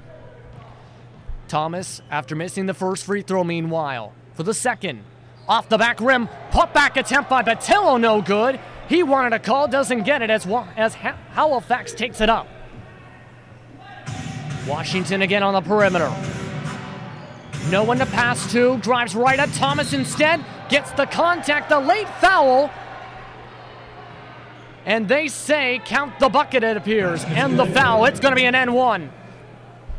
DeAndre Thomas wanted to plead his case, but I'm going to look at that play. It looked like he had his feet situated, but once again, it's all about the positioning of the player. From the signal from the referees tonight, they said the foul came from over top on the shot attempt. As Wormley, meanwhile, gives it to Armani in the corner. Can he try and get the 3? No good. As we have a whistle for a tie-up battle for the rebound. Tied up, it was Clinkscales. Tied up alarm with the Windsor Express's Angelo Griffiths, who came in on the last free throws a second ago. Clinkscales a little ambitious on that box-out attempt. As you see, he pushed Griffiths right out of the baseline. So I appreciate the nitty-gritty approach for the Hurricanes, but once again, you can't do that all the time, especially when it's a close game like this. You don't want those fouls to be one of those factors of why you might have lost the game here. So they got to be careful on those fouls and the box-out attempts. And Angelo Griffiths came into tonight averaging 11.3 points per game, 48% from the field, but a 50% free throw shooter, and you see why as it's tapped out of bounds off Halifax. So Windsor will keep the possession and a chance to retake the lead here. Griffiths will be the one inbounding here. Patillo to Wormley. Fresh 24 for this possession after the foul, after the tap out rather. Griffiths will size up. Nearly stripped away, is stripped away in fact. Here comes the fast break. Stripped on the fast break, Halifax, as they'll keep possession as it's knocked out of bounds out of Poole's hands. And you can see right down there, Wormley's pleading his case, but he did strip that ball and it did go out of bounds. I mean, good hands on him, but the problem was he was just too close to the baseline. Going to be inbounded by Poole, right to Kindred for the jump shot, just rolls out. Tapped around back to the perimeter for the second chance and a fresh 24 for Halifax. Slowing it down, Clinkscales to Watson. Spreading down out the floor, curling no one inside the paint, outside of Thomas from Windsor. 10 on the shot clock. Clinkscales has the mismatch, charges on in, finds Washington, draws the whistle, and another N1 for Halifax. So now the Windsor Express are getting a taste of their own medicine. They're being met at the basket, but the problem is they're drawing fouls, and now Halifax is going to the free throw line. I like Halifax's approach, especially from Jordan Washington. They got burned on the last couple of defensive possessions, but they were able to take that aggression out on the basket. So they keep on driving down low as Ryan Anderson comes back in. So it was a good approach by Washington to go right inside, because it looked like the Windsor Express's zone defense was a little bit too cluttered for my taste. And with the N1, because of the clutter defense, it now goes to 15 points for Jordan Washington off the bench, 6 for 7 from the field. Meanwhile, Wormley drives right into the brick wall, finds Anderson for the triple outside, off the front rim, rolls up and out. Approaching 3 minutes to go in the third quarter, as foul called down low, as they'll call it on DeAndre Thomas, so Halifax will go back to the line to shoot for 2 in the bonus. Terrell Tate will also come back onto the floor for Windsor. Ryan Anderson, in fact, is the one called. Thomas originally appeared, thought it was on him. Either way, Watson will go to the line to shoot for 2. And once again, that's where the foul trouble comes in for the Windsor Express. They had to deal with that this past Saturday night. They hope that a majority of their players don't have to check onto the bench as early as this free throw goes. So far, Halifax has the advantage. Halifax does have the advantage for sure. And the Stripe, meanwhile, right now, Joe, 12 for 20 before this trip. Now make it towards 13 to 21 with that free throw. 19 to 25 for the Express. Wormley has the possession once again. Battling down low, Thomas. Foul from behind from Washington. So DeAndre Thomas will make the stride to the line once again to shoot for 2. You know, it's safe to say that Jordan Washington is the main reason why Halifax is still into this. He's getting good looks. He's driving right down. He's getting the fouls, but on the other side of it, he's picking up fouls. His 4th personal, in fact, on that one. So the fouls building up. So him and Gabe Freeman, as well as Malcolm DeVivier, all have 4 fouls apiece for the Hurricanes. 3 fouls for Watson on the floor right now. 2 for Clinkscales and Brown. So foul trouble as well for Juan Patel and Ryan Anderson, who have 4 apiece. Brian Addison with 3 fouls right now, along with DeAndre Thomas, as the free throw is good to make it now a 3-point game. But once again, it's not a good omen for the Hurricanes when you have 2/3 of your bench who's really productive that's in foul trouble. You talk about DeVivier in foul trouble in Washington, so you got to find answers down deep in the bench, and I think Tyrone Watson could be the guy to do it. He could deliver great moments down to the second half. Let's see if he could come off the bench and put on a good performance and keep this Hurricanes team in this one. Lufau tries to step up, caught for the travel, as we'll go back the other direction. And the mixed cue will give the Express back possession. And this has been a grit and grind third quarter, this entire pace, playing how Windsor, I think, wants it to be.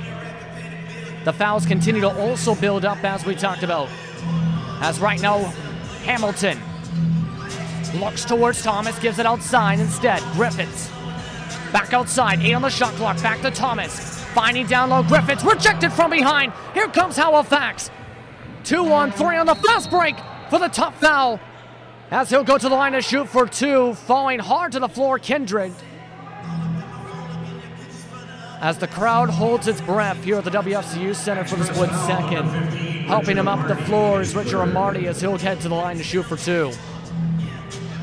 A hard foul in midair on Joelle Kendrick as he'll go to the line to shoot for 2. Hard foul and hard break for the Express, but once again, Joelle Kendrick wants to keep scoring into their favor, because the last few minutes has been Jordan Washington. Joelle Kendrick, he stepped up in the beginning stages of this third quarter, but he found an opening on the fast break attempt, and he took it, and now he's off to the line. And again, back to the line as he continues to be active on the offensive end. He's now leading the team in scoring for the night tonight.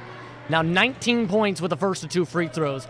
And he's been getting more and more involved as the night has gone on offensively. And keep in mind, too, is because of his abilities to get closer and closer as this game goes on. It's no surprise why he's the leading scorer of this team with almost 16 points. Right behind him, Gabe Freeman.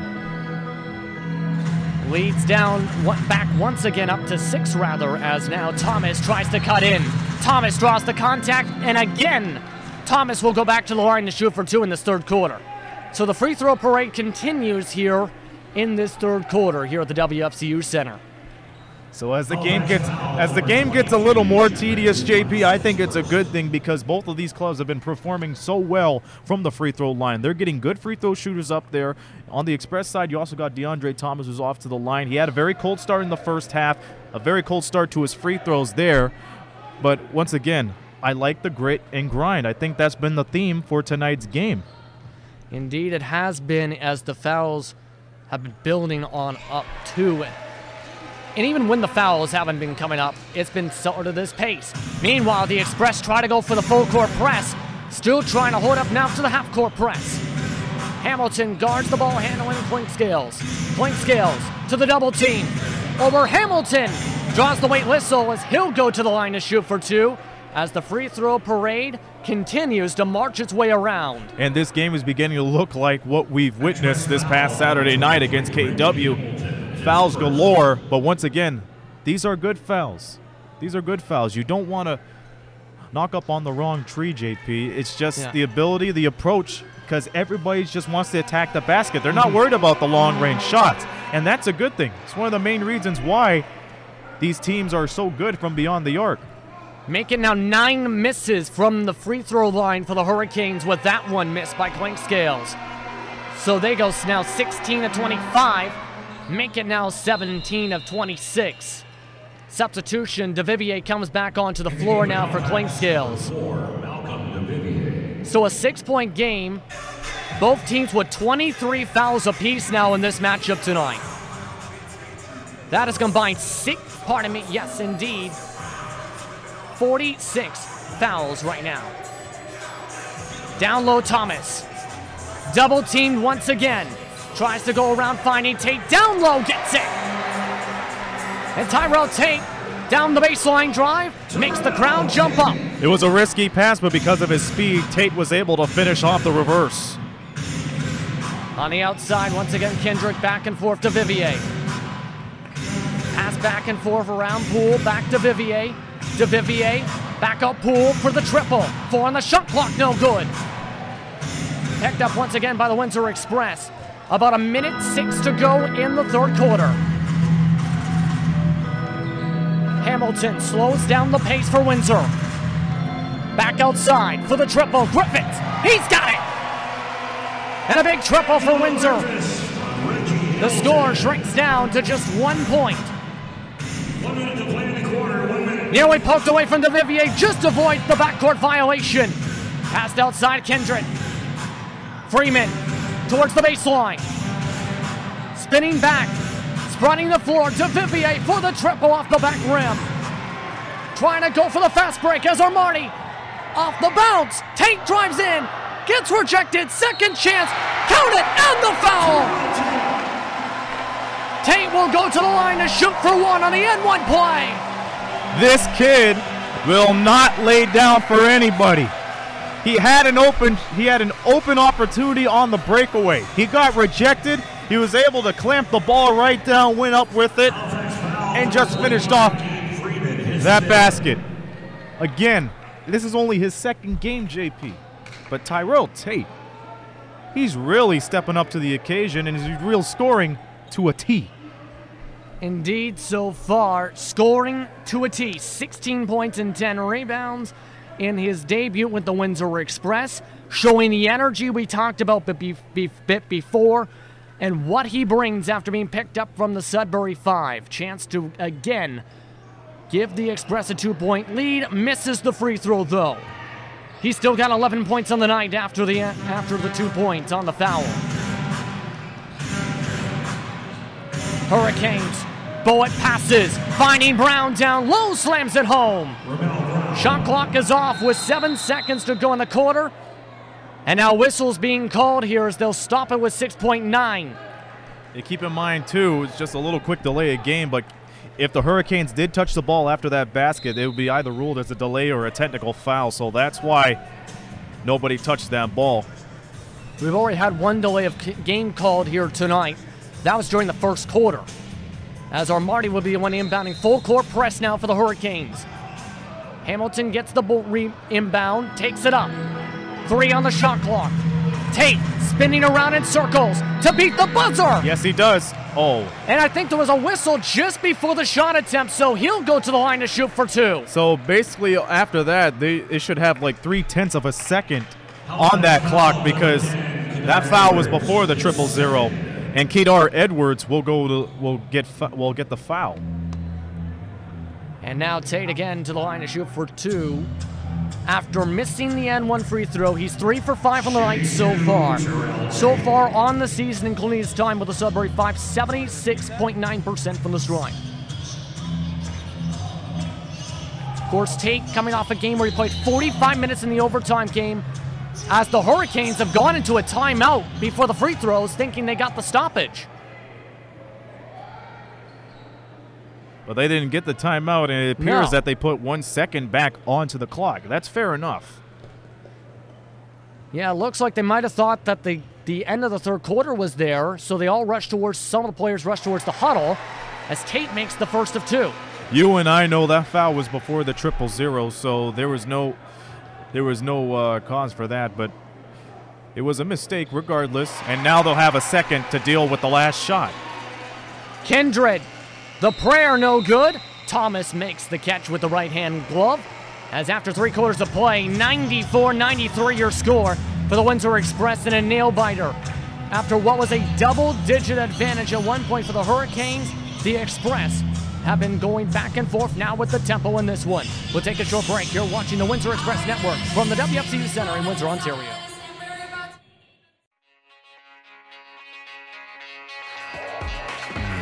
So public relations is like being a bridge between an organization and their public.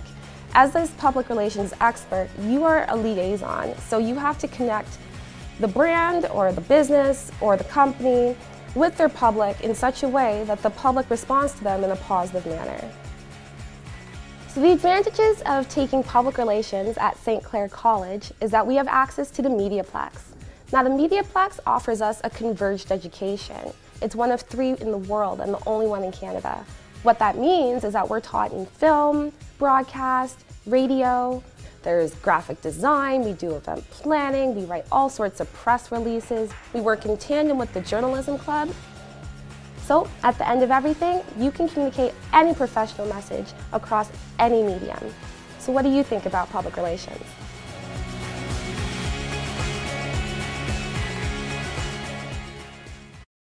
A much better start to the second half than there was in the first half for the Express. At halftime, coach preached intensity and the team brought it. Offensively, they did a much better job of getting into the paint and getting to the line. The team's been great at the line all year, and it's carried on so far today. Defensively was the great thing to see. The way they hustled back and forth, up and down the court, was a huge improvement over what we've seen all year. They seem to communicate. The steals have been good, a couple blocks in there. And rebounding has also been a big thing. They're the second worst team in the league when it comes to rebounding. And so far in the second half, they've been neck and neck with them. That's all for now. Back to you in the booth. Thank you very much. Pardon me. Thank you very much indeed here, Alex, as everyone tries to see this action continue on here. 1-point game entering the fourth quarter. 12 minutes to decide this. It's anyone's game here, Aaron. It is now anybody's game. I mean, that was a very hard third quarter, and it was the best quarter we've seen from both of these clubs. Boy, I want to go back to what Mike Leslie told us before we went on the air, JP. There are times where they would score 30 points, and there are times where it would dwindle down to just 15 points a quarter. They don't want to become victims of that yet again. So the Hurricanes, they're going to the line. The Windsor Express, they're finding good looks and going to the line as well. Despite the score having a 1-point difference, it's now a stalemate. And now we have 12 minutes to find out whose offense is much better. Indeed, right now. And a technical foul has just been able to start off the quarter. I don't know what happened throughout that timeout because I didn't see anything up on the court, JP. Yes, indeed. And it looks like the technical's on Halifax. It might be for that like impromptu timeout / coaching huddle with 1 second to go in the third quarter, thinking that the quarter was over from Coach Leslie in his sideline. Indeed, Tate makes the technical free throw. Well, you know what? That's just a mistake everybody makes because you've seen the clock run out, but to our advantage, there should have been a second put on the clock. The clock should have stopped after that shot. It shouldn't have ran over, so the Hurricanes thought it was the end of the third quarter. That's just bad luck right there, but I could understand that error. Anybody can make it. And Thomas misses the shot, but a whistle called after against the Express. First foul already, not even 12 seconds into the quarter. If I was a referee, I would have let that go because, honestly, anybody Anybody could have made that mistake. But nonetheless, the Hurricanes get the ball back. Indeed, right now, as the Hurricanes take it back up the floor, currently trailing by 2 points. As now Kendrick gives it along to Brown. Brown, low post, back outside. Lufile for the triple, no good. Tapped up by Tate, but picked up by Lufile. DeVivier able to bullet it onto Kendrick as he misses. Picked up for the rebound. Really good looks for Halifax that just wouldn't go in. Putting up the shot, meanwhile, Armani, it's no good off the front rim. So still ice cold the teams are to start off the fourth quarter as this one's tapped out of bounds. Possession kept by Halifax as it's tapped out of bounds, pardon me, by Griffiths. So approaching 1 minute into this fourth quarter, as now the Hurricanes trying to take the momentum back. They controlled the tempo for a majority of the first half. Can they control it during the second half as an hour whistle called? As we'll go the other direction. It's going to be an offensive foul, as it appears to be. But look at how Halifax, look, they lost their last 4 in a row, but it doesn't, their record does not reflect how they play. They had a tough loss against Moncton at the beginning of the month. They lost by 4. They lost in Cape Breton on school day, and they lost that by 4. They lost to Moncton on the road. They lost that by 9, and they lost the 5 by 10 as Thomas gets it in. And Thomas in traffic gets it. Again, between these two teams, their records aren't indicative of how they play because they're fighting so hard. It's just the same one of them would have to lose. And the basket is good, meanwhile, with a response from Halifax. And Edwards is the one who makes this one to make it a 2-point game once again. Make it 3, pardon me. Hamilton back on the end, trying to drive back inside. Outside, Armani, open, the triple. It's no good. Brown picks up the rebound. And still a lid on the basket for the Windsor Express to start off the fourth quarter. Turnover now by the Hurricanes. Armani down low, inside. It's good. And Griffiths in traffic makes it a 4-point game. DeVivier takes it up in a whistle call. This one's going to go against Armani, appears here for a reach. So the second personal for the Express in the fourth quarter. And for Armani, that's his 4th personal. You know what was strange about that last fast break possession, JP? There were only 12 points that were off turnovers between both teams. Halifax 8 of them, and the Express only 4. Back outside, meanwhile, Kendrick for the bucket. It's off the front rim. Windsor trying to continue to stretch this back out, controlling the lead for much of this third and fourth quarter now as Armani misses the 3. DeVivier gets the rebound. DeVivier trying to go coast to coast, finding Brown. He mishandles the pass. Thomas gets the puck. We got 2 guys down, JP. 2 guys down. Both Brown and Armani collided on the play, and now we have a stoppage in play. Both of them are not getting up. Training staff immediately rushing over to that side of the floor. No, this is not a good sign. Armani gets up, but Brown seems to unfortunately gotten the worst of it. Well, that's a shame right there. Ramel Brown's one of the toughest defenders and players for Halifax. Indeed, an all-defensive player in 2017-18. And now down on the floor, and an absolutely huge moment here. Armani went to the bench on his own power. A round of applause as coming up is Brown, as Tyrone Watson will make his way already off the floor, out towards the scorer's table. You could see he's favoring his right leg as Brown comes off the sidelines. Armani will stay on the floor after the collision, while Brown will be checked by the training staff here at the WFCU Center after the collision. Express have possession with Armani inbounding with 9:08 to go in the fourth quarter. Hamilton will take it back up. Thomas trying to call for it, sets the high screen instead. Griffiths faking the pass, Thomas. Thomas guarded by Lufield.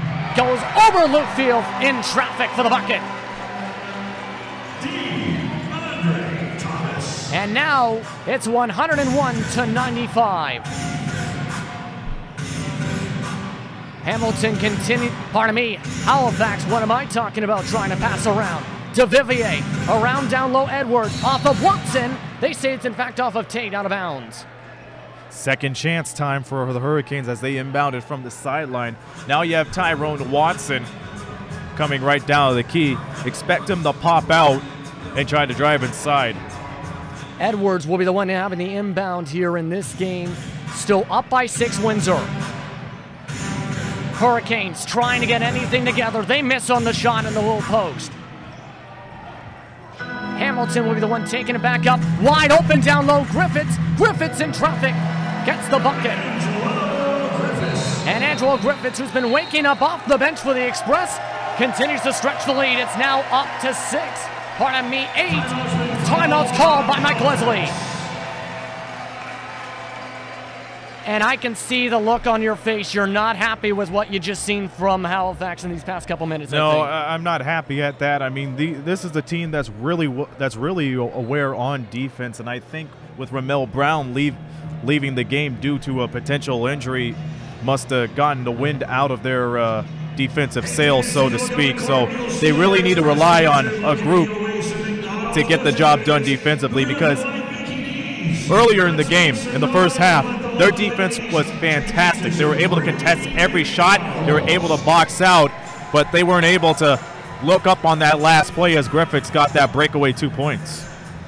And this was a game where Mike Leslie said they needed to fix situations like this. Unfortunately for them, it's not worked out to be the case.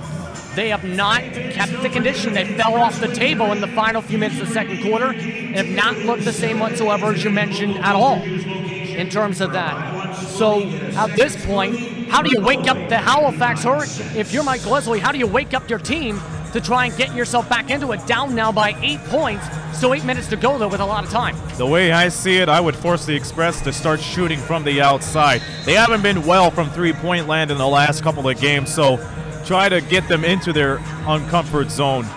Quit getting them to drive inside to the basket. Go man-to-man if you have to, but the most important thing is you got to spread out your defense to the point where you're trying to get those shots to be contested. Block every shot and try to look up. You have to look up, especially on the fast break. They have suffered from that, and the Windsor Express were able to capitalize on a quick 2 points. So you got to have somebody as a trailer on the fast break, but defensively, force them to start shooting outside. Looking up towards the space line, it's nearly intercepted. In fact, diving on a jump ball situation. Possession arrow pointed towards Halifax. Windsor wanted the possession, but still the possession arrow pointed to the other direction to Halifax, so they will keep possession. Good hustle there from Griffiths, though, to nearly get the steal. And you could see the hustle is just rising up for the Express in the second half. It's just a good run for them overall. And we're going to have a stoppage in play for a bit of moisture on the court here with 8:04 to go in the fourth quarter.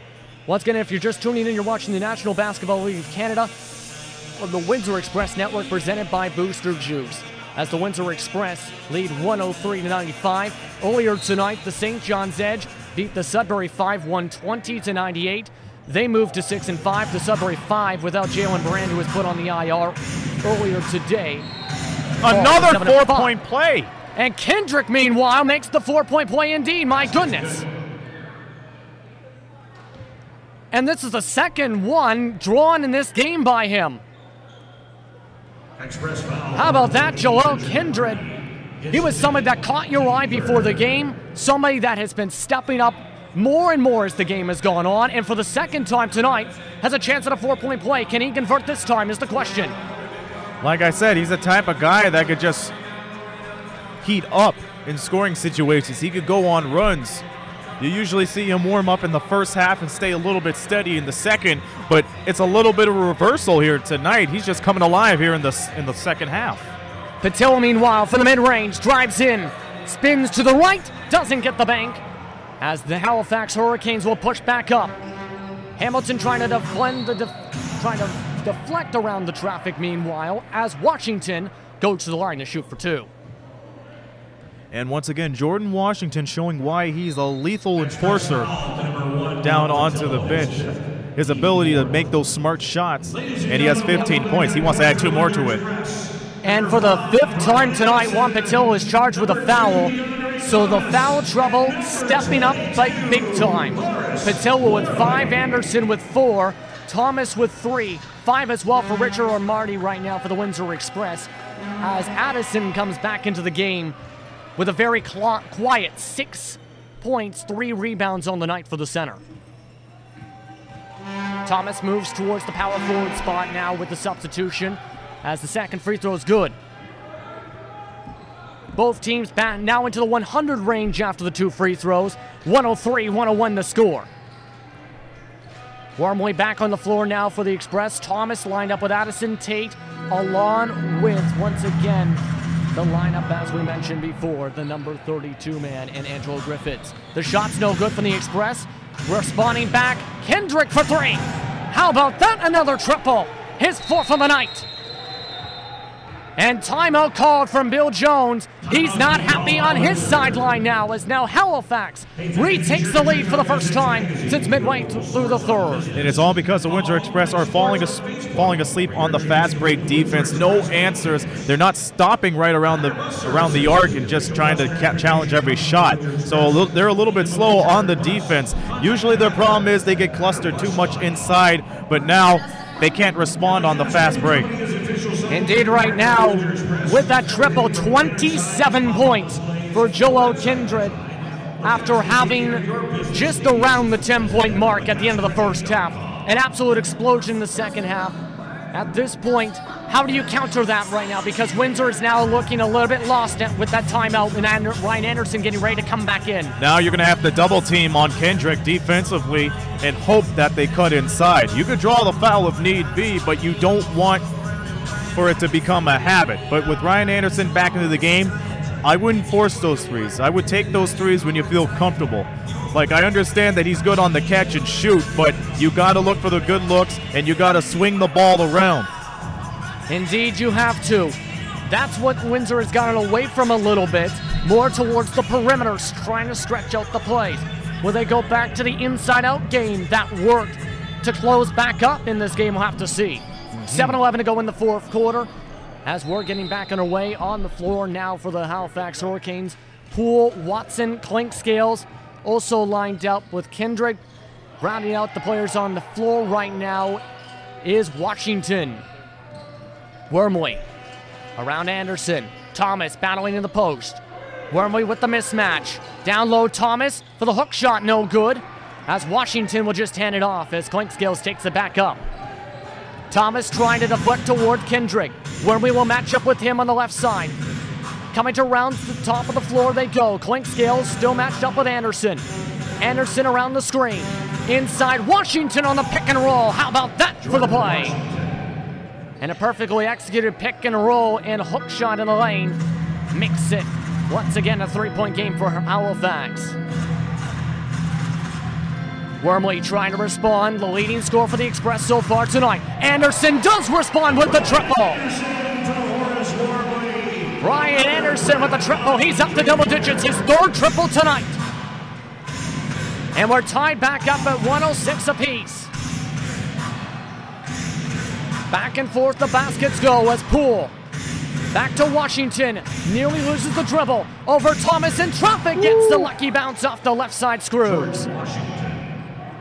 And Jordan Washington able to drive right on in towards the hoop. He's up to 21 on the night. Thomas and Wormley playing the back and forth game. Pick set by Thomas. Wormley inside, down low, Addison goes for the soft touch layup inside in traffic. And once again, Horace Wormley puts up a lot of responsibility, so expect all that double team to come in like we saw right there. And he found Brian Addison, who was open right after that pump fake. And right now, possible double-double watch for a couple players now as Watson draws the whistle. He'll go to the line to shoot for 2. For Watson, he has a chance to bring this again back to a Halifax lead. But right now, getting ready to come back on the floor, Tate for the Express. Addison, his 5th personal. 15 foul for the Windsor Express. Just 1 for Halifax in the quarter. But to get to the point right now, it's been an assist brigade from Cliff Blinkscales. 16 assists with 9 points. 1 point away from the double-double.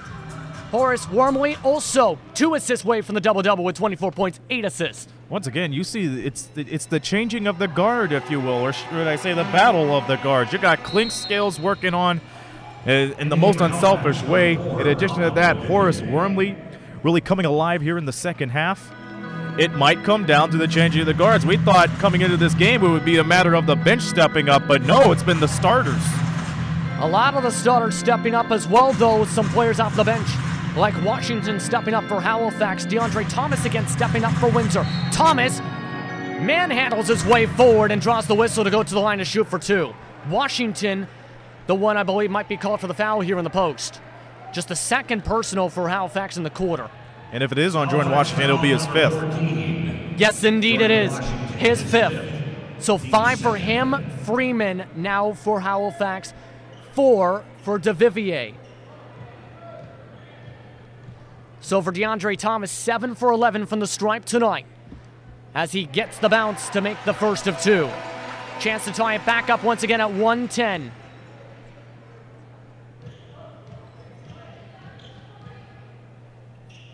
And Thomas, the second free throw, doesn't get the lucky roll. The roll decides to try and find its way to Narnia this time. As Poole, guarded by Tate on the outside. Poole slows it back down. Anderson directing the defensive traffic. Watson towards the inside. Now Clinkscales stepping back, guarded by Wormley. Now Watson goes for the lay inside, the teardrop. Second chance and 1 Watson. He wants the bucket to count. Indeed it does. Oh, it's got to count. It's got to count. And how about the hops from Jordan Washington again? He came out of nowhere to get that tip. That was beautiful. Jordan Washington now 23 points. 5 for 6 from the stripe. The top man off the bench in scoring tonight for the Halifax Hurricanes as he grows the points total and grows the lead up to 3. 4:40 to go as the fans sit on the edge of their seats here at the WFCU Center. Down low, Thomas, double teamed again. Open inside though, Tate, no one defends him as the blanket goes towards the other direction. And you can see the guards down up top missed the assignment when Tate decided to cut down low. Indeed, right now they decided to overcommit on Thomas on the double team. Clinkscales finding Poole. Poole falling back over Anderson. Second chance, Watson, Clinkscales to Poole. Poole with Anderson coming in, misses a second time. Third chance opportunity, Washington with the one-handed rebound. Tries to cut it over Thomas. This time doesn't get the whistle. Windsor Express get the board. Windsor Express miscombobulated on the play. Tate will now slow it back down. Thomas wants it back. Wormley back on the perimeter. 12 on the shot clock as Thomas goes to the side for the post. Back down low.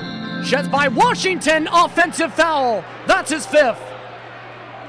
And this time, he does not get the foul. A similar spin to what he did on Washington the last time around on that side of the floor. And once again, when it comes to those fouls, it's based on the position of the body. Pardon me, 4th foul. But either way, that time did not get the foul.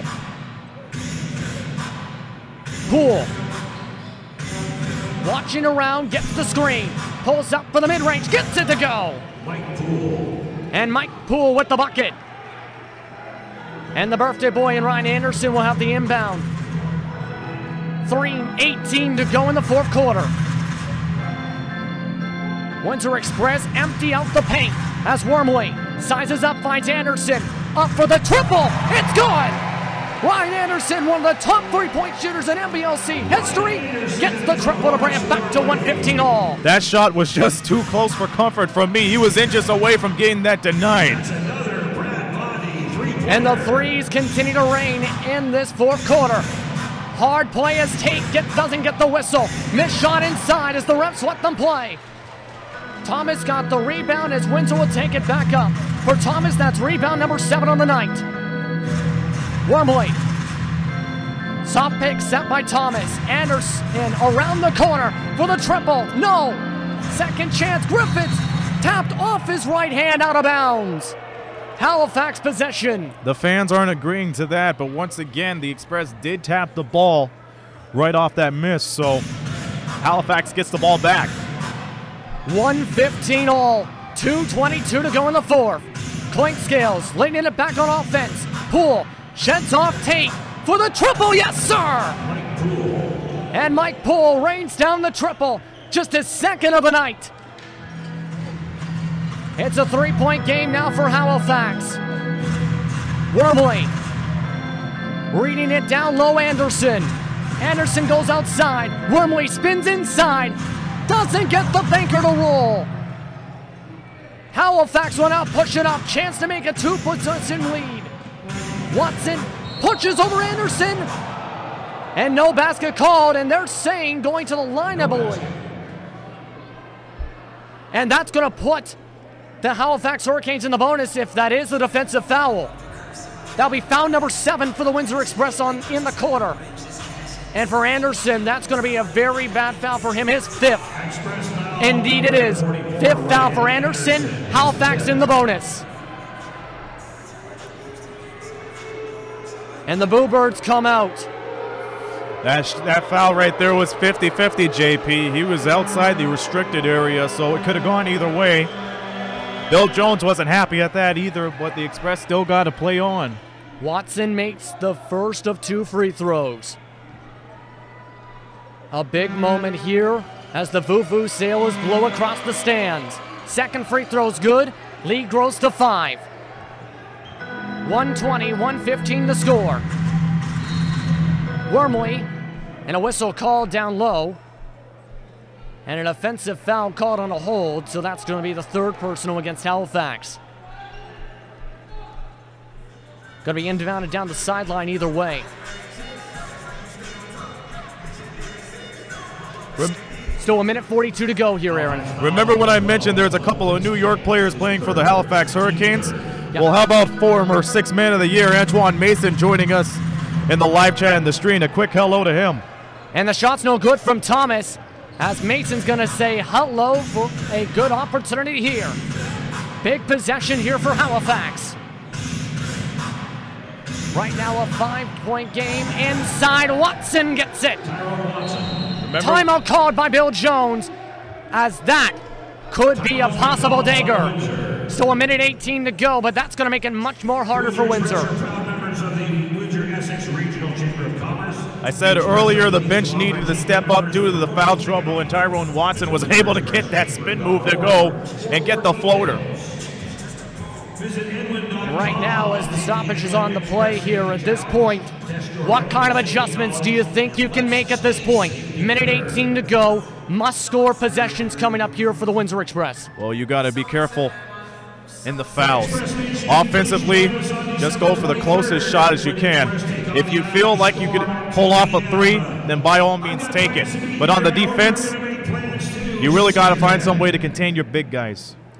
Indeed, right now, and to get to the foul trouble right now, the players with 5 fouls once again for Windsor: Patillo, Anderson, Armani. Some of the top offensive options for the Windsor Express, especially for a chance down the stretch. 4 for Thomas, 3 for Tate. So that's to keep in mind. 4 for Addison as well, 5 for Washington, 5 for Freeman. In addition to that, the Windsor Express are also in foul trouble too. So you got 4 fouls for DeAndre Thomas, 5 fouls for both Patillo and Anderson. So it's going to be difficult to see how it plays out. Again, it's like last week where foul trouble have to come into effect here. And we apologize for the slightly wrong score. The scoreboard within the arena showing 122-115. The actual score 114 for the Windsor Express. We apologize for that error here in this late going. That adds on more pressure either way. 8 points to deal with rather than 7. Wormley will lead up the offense for this possession out of the timeout. Puts up the 3. Can he get it this time? No. Trying to tap up for rebounds. Watson was the one to get it. Poole with a chance for an icebreaker. Yes. Mike Poole with the absolute ice in his veins makes it a 10-point game. And that's going to pretty much do it here for the Express. Unless if they find some way to rally back. Thomas drawing the whistle on the post spin. It's an offensive foul. And indeed, yes it is. And Washington knows that could very much do it here. What a strong second half from both teams, but you can see Halifax really converting on their fouls, finding ways to get shots to go. And in addition to that, Halifax on their way to snap a 4-game winning streak. Losing streak indeed. And on top of that, a 1-4 road spell coming into tonight, as there's the foul on the floor. And the Windsor Express starting to clear off their bench. Anthony Otley Jr. on the floor for just the first time tonight with under a minute to go. Express foul to number 10. Foul called on Tate for his 4th, as DeVivier is the one that they send to the line. The Hurricanes, they gotta stay composed right now, because they got a short turnaround time. They gotta head over to the Budweiser Gardens tomorrow to play against the London Lightning. And as for the Windsor Express, it's gonna be a tough next couple of days in terms of practice and watching game film, because they gotta prepare for another powerhouse from the Atlantic Division, the Island Storm, for a Sunday afternoon matinee. Indeed, right now, and you gotta give a hand to some of these performances from the Hurricanes. Tremendous in performances, really, as we have a bit of condensation. It appears there's something on the floor causing a slight delay for the split second. But Joelle Kendrick, 27 points, 4-7 from deep tonight. DeVivier makes the second free throw, but Cliff Clinkscales, 9 points, but 18 assists as Tate draws the N1. So that brings it back to single digits, but still 48.5 seconds to go. Going to need an absolute miracle at this point. A Rose City miracle, possibly, if they want to get the win. Absolutely. As so Tate with a chance to complete the N1. Just like that, Tate 16 points, 6 of 8 from the line tonight. And at this point, Halifax just got to get ready to take the foul and go back to the line. Poole keep away with Watson. Poole back and forth now. Tate now at half court. Except by Watson. DeVivier's the one going to handle it on. 7 seconds on the shot clock. 30 seconds to go as Clinkscales, the chance for the double-double, no good. But Watson puts it in with one hand. And Tyrone Watson showing the crowd and Halifax fans a most familiar pose, that flex pose. He knows that this game is in the bag. And a much-needed win for Halifax, trying to get their consistency and conditioning together. They will break a 4-game losing spell tonight as they wind down the clock. The final score tonight, Halifax 127, Windsor Express 116. The final. For the Hurricanes, they will now move to 5-6 and have a chance to move to 500 tomorrow night against London, while the Express still struggle to win a back-to-back game situation. Now 2-7, both their wins on just 1-game winning spells. You see, the Windsor Express, they had a very strong third quarter, but it just didn't work out for them in the fourth. Indeed right now, and for Clinkscales, big congratulations have to be given out to him. Again, 18 assists.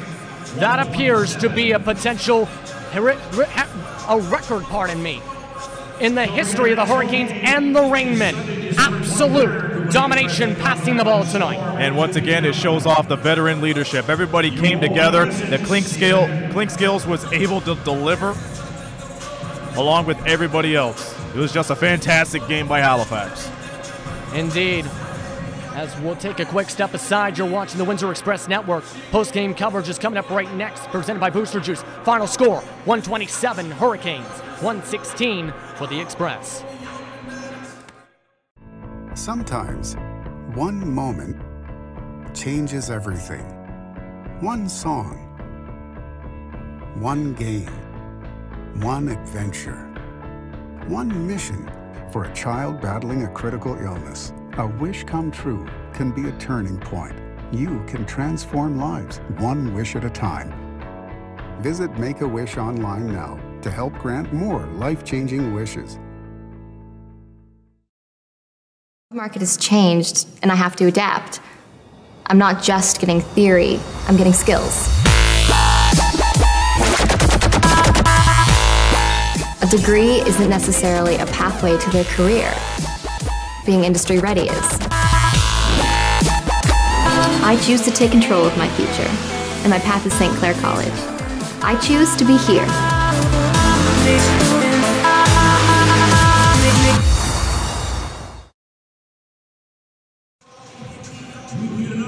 Halifax Hurricanes snap their 4-game winning streak and win this one by 11. 127-116 is the final. They win it against the Windsor Express as we welcome you back up here for the Windsor Express post-game show. I'm Aaron Sanders, JP Justin Prince. Join me as always, and it was a very tough second half, but the Halifax Hurricanes were able to wake up after that third quarter and were able to deliver the damage from there. Yeah, absolutely. It was an absolute huge fourth quarter as well when you think about it from the Hurricanes, because this could have went either way with 8 minutes to go. But they did what they needed to do. They took the tempo back in their direction, made it a grit and grind game, got the Windsor Express back into foul, into foul trouble. Well, they kept themselves more composed compared to the third quarter. So they played the way they wanted to in the final few minutes and were able to come away with the victory tonight. In part by some great scoring, some clutch shots as well as some great passing for a franchise record from Cliff Clinkscales tonight with the 18 assists. That's right. Cliff Clinkscales put on a fantastic exhibition when it comes to passing, but in addition to that, we said at the beginning of the show that it would be the bench that would be stepping up, but we've seen them in foul trouble early on, and we've seen Tyrone Watson put the icing on the cake with that tip in. In addition to that, Jordan Washington had a heck of a game, and a majority of that came from the final few minutes.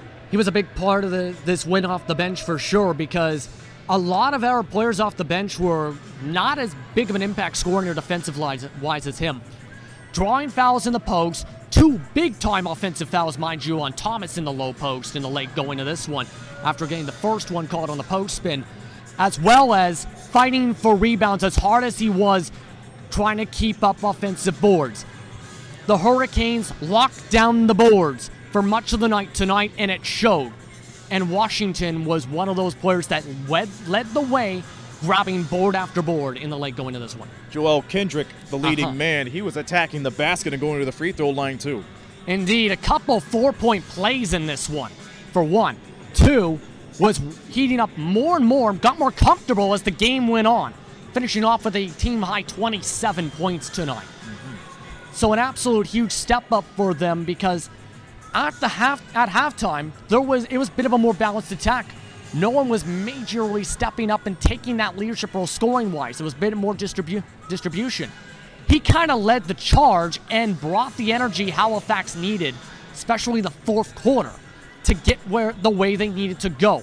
While Tate may have controlled it for the Express in the third, it was Kendrick controlling in the fourth. You know, the Windsor Express, they had a lot of good looks for shots, especially in the last 2 quarters, but I think it all stems to their ongoing problems. It was the rebounds that started it off in the first 2 quarters, and I think that was the difference tonight. Yeah, it was a double-digit plus-minus in rebound advantage, and was up to as much as +5 at the end of the first half, reminder for the offensive rebound. So that was in a big-time advantage for the Hurricanes. That's something the Express need to fix, I think, for future games, because they're a little bit weak on the rebounding side, it seems. They have guys that can rebound, but against teams that have this size like they do, it's going to hurt them a little bit.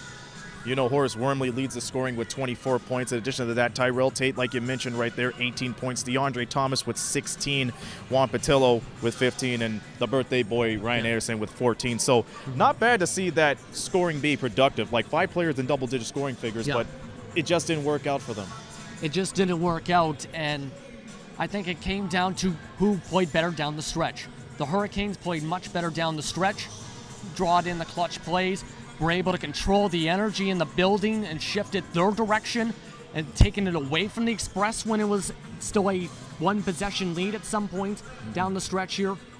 They just took command of this game and controlled the tempo to get to the finish tonight. Well, that's the story right there. The Express lose by 11. Halifax is off to London tomorrow. They'll play against the London Lightning at 7 p.m. And we're back here Sunday afternoon for 2 p.m. tip-off against the Island Storm, another one of those teams that are well-revered when it comes to their physical force. So we invite you to tune in on that 10 minutes before the tip-off for our pregame show. JP and I will be here along with the rest of the crew here at St. Clair College. So we'll see you along the way. Until then, the final score. The Hurricanes 127, the Express 116. We thank all of you for watching, and we will see you down the road. Shout out to the St. Clair College crew. Once again, great job as always. And until then, for JP Justin Prince, this be Aaron Sanders saying so long from the Rose City. Sometimes, one moment changes everything. One song, one game, one adventure, one mission for a child battling a critical illness. A wish come true can be a turning point. You can transform lives one wish at a time. Visit Make-A-Wish online now to help grant more life-changing wishes.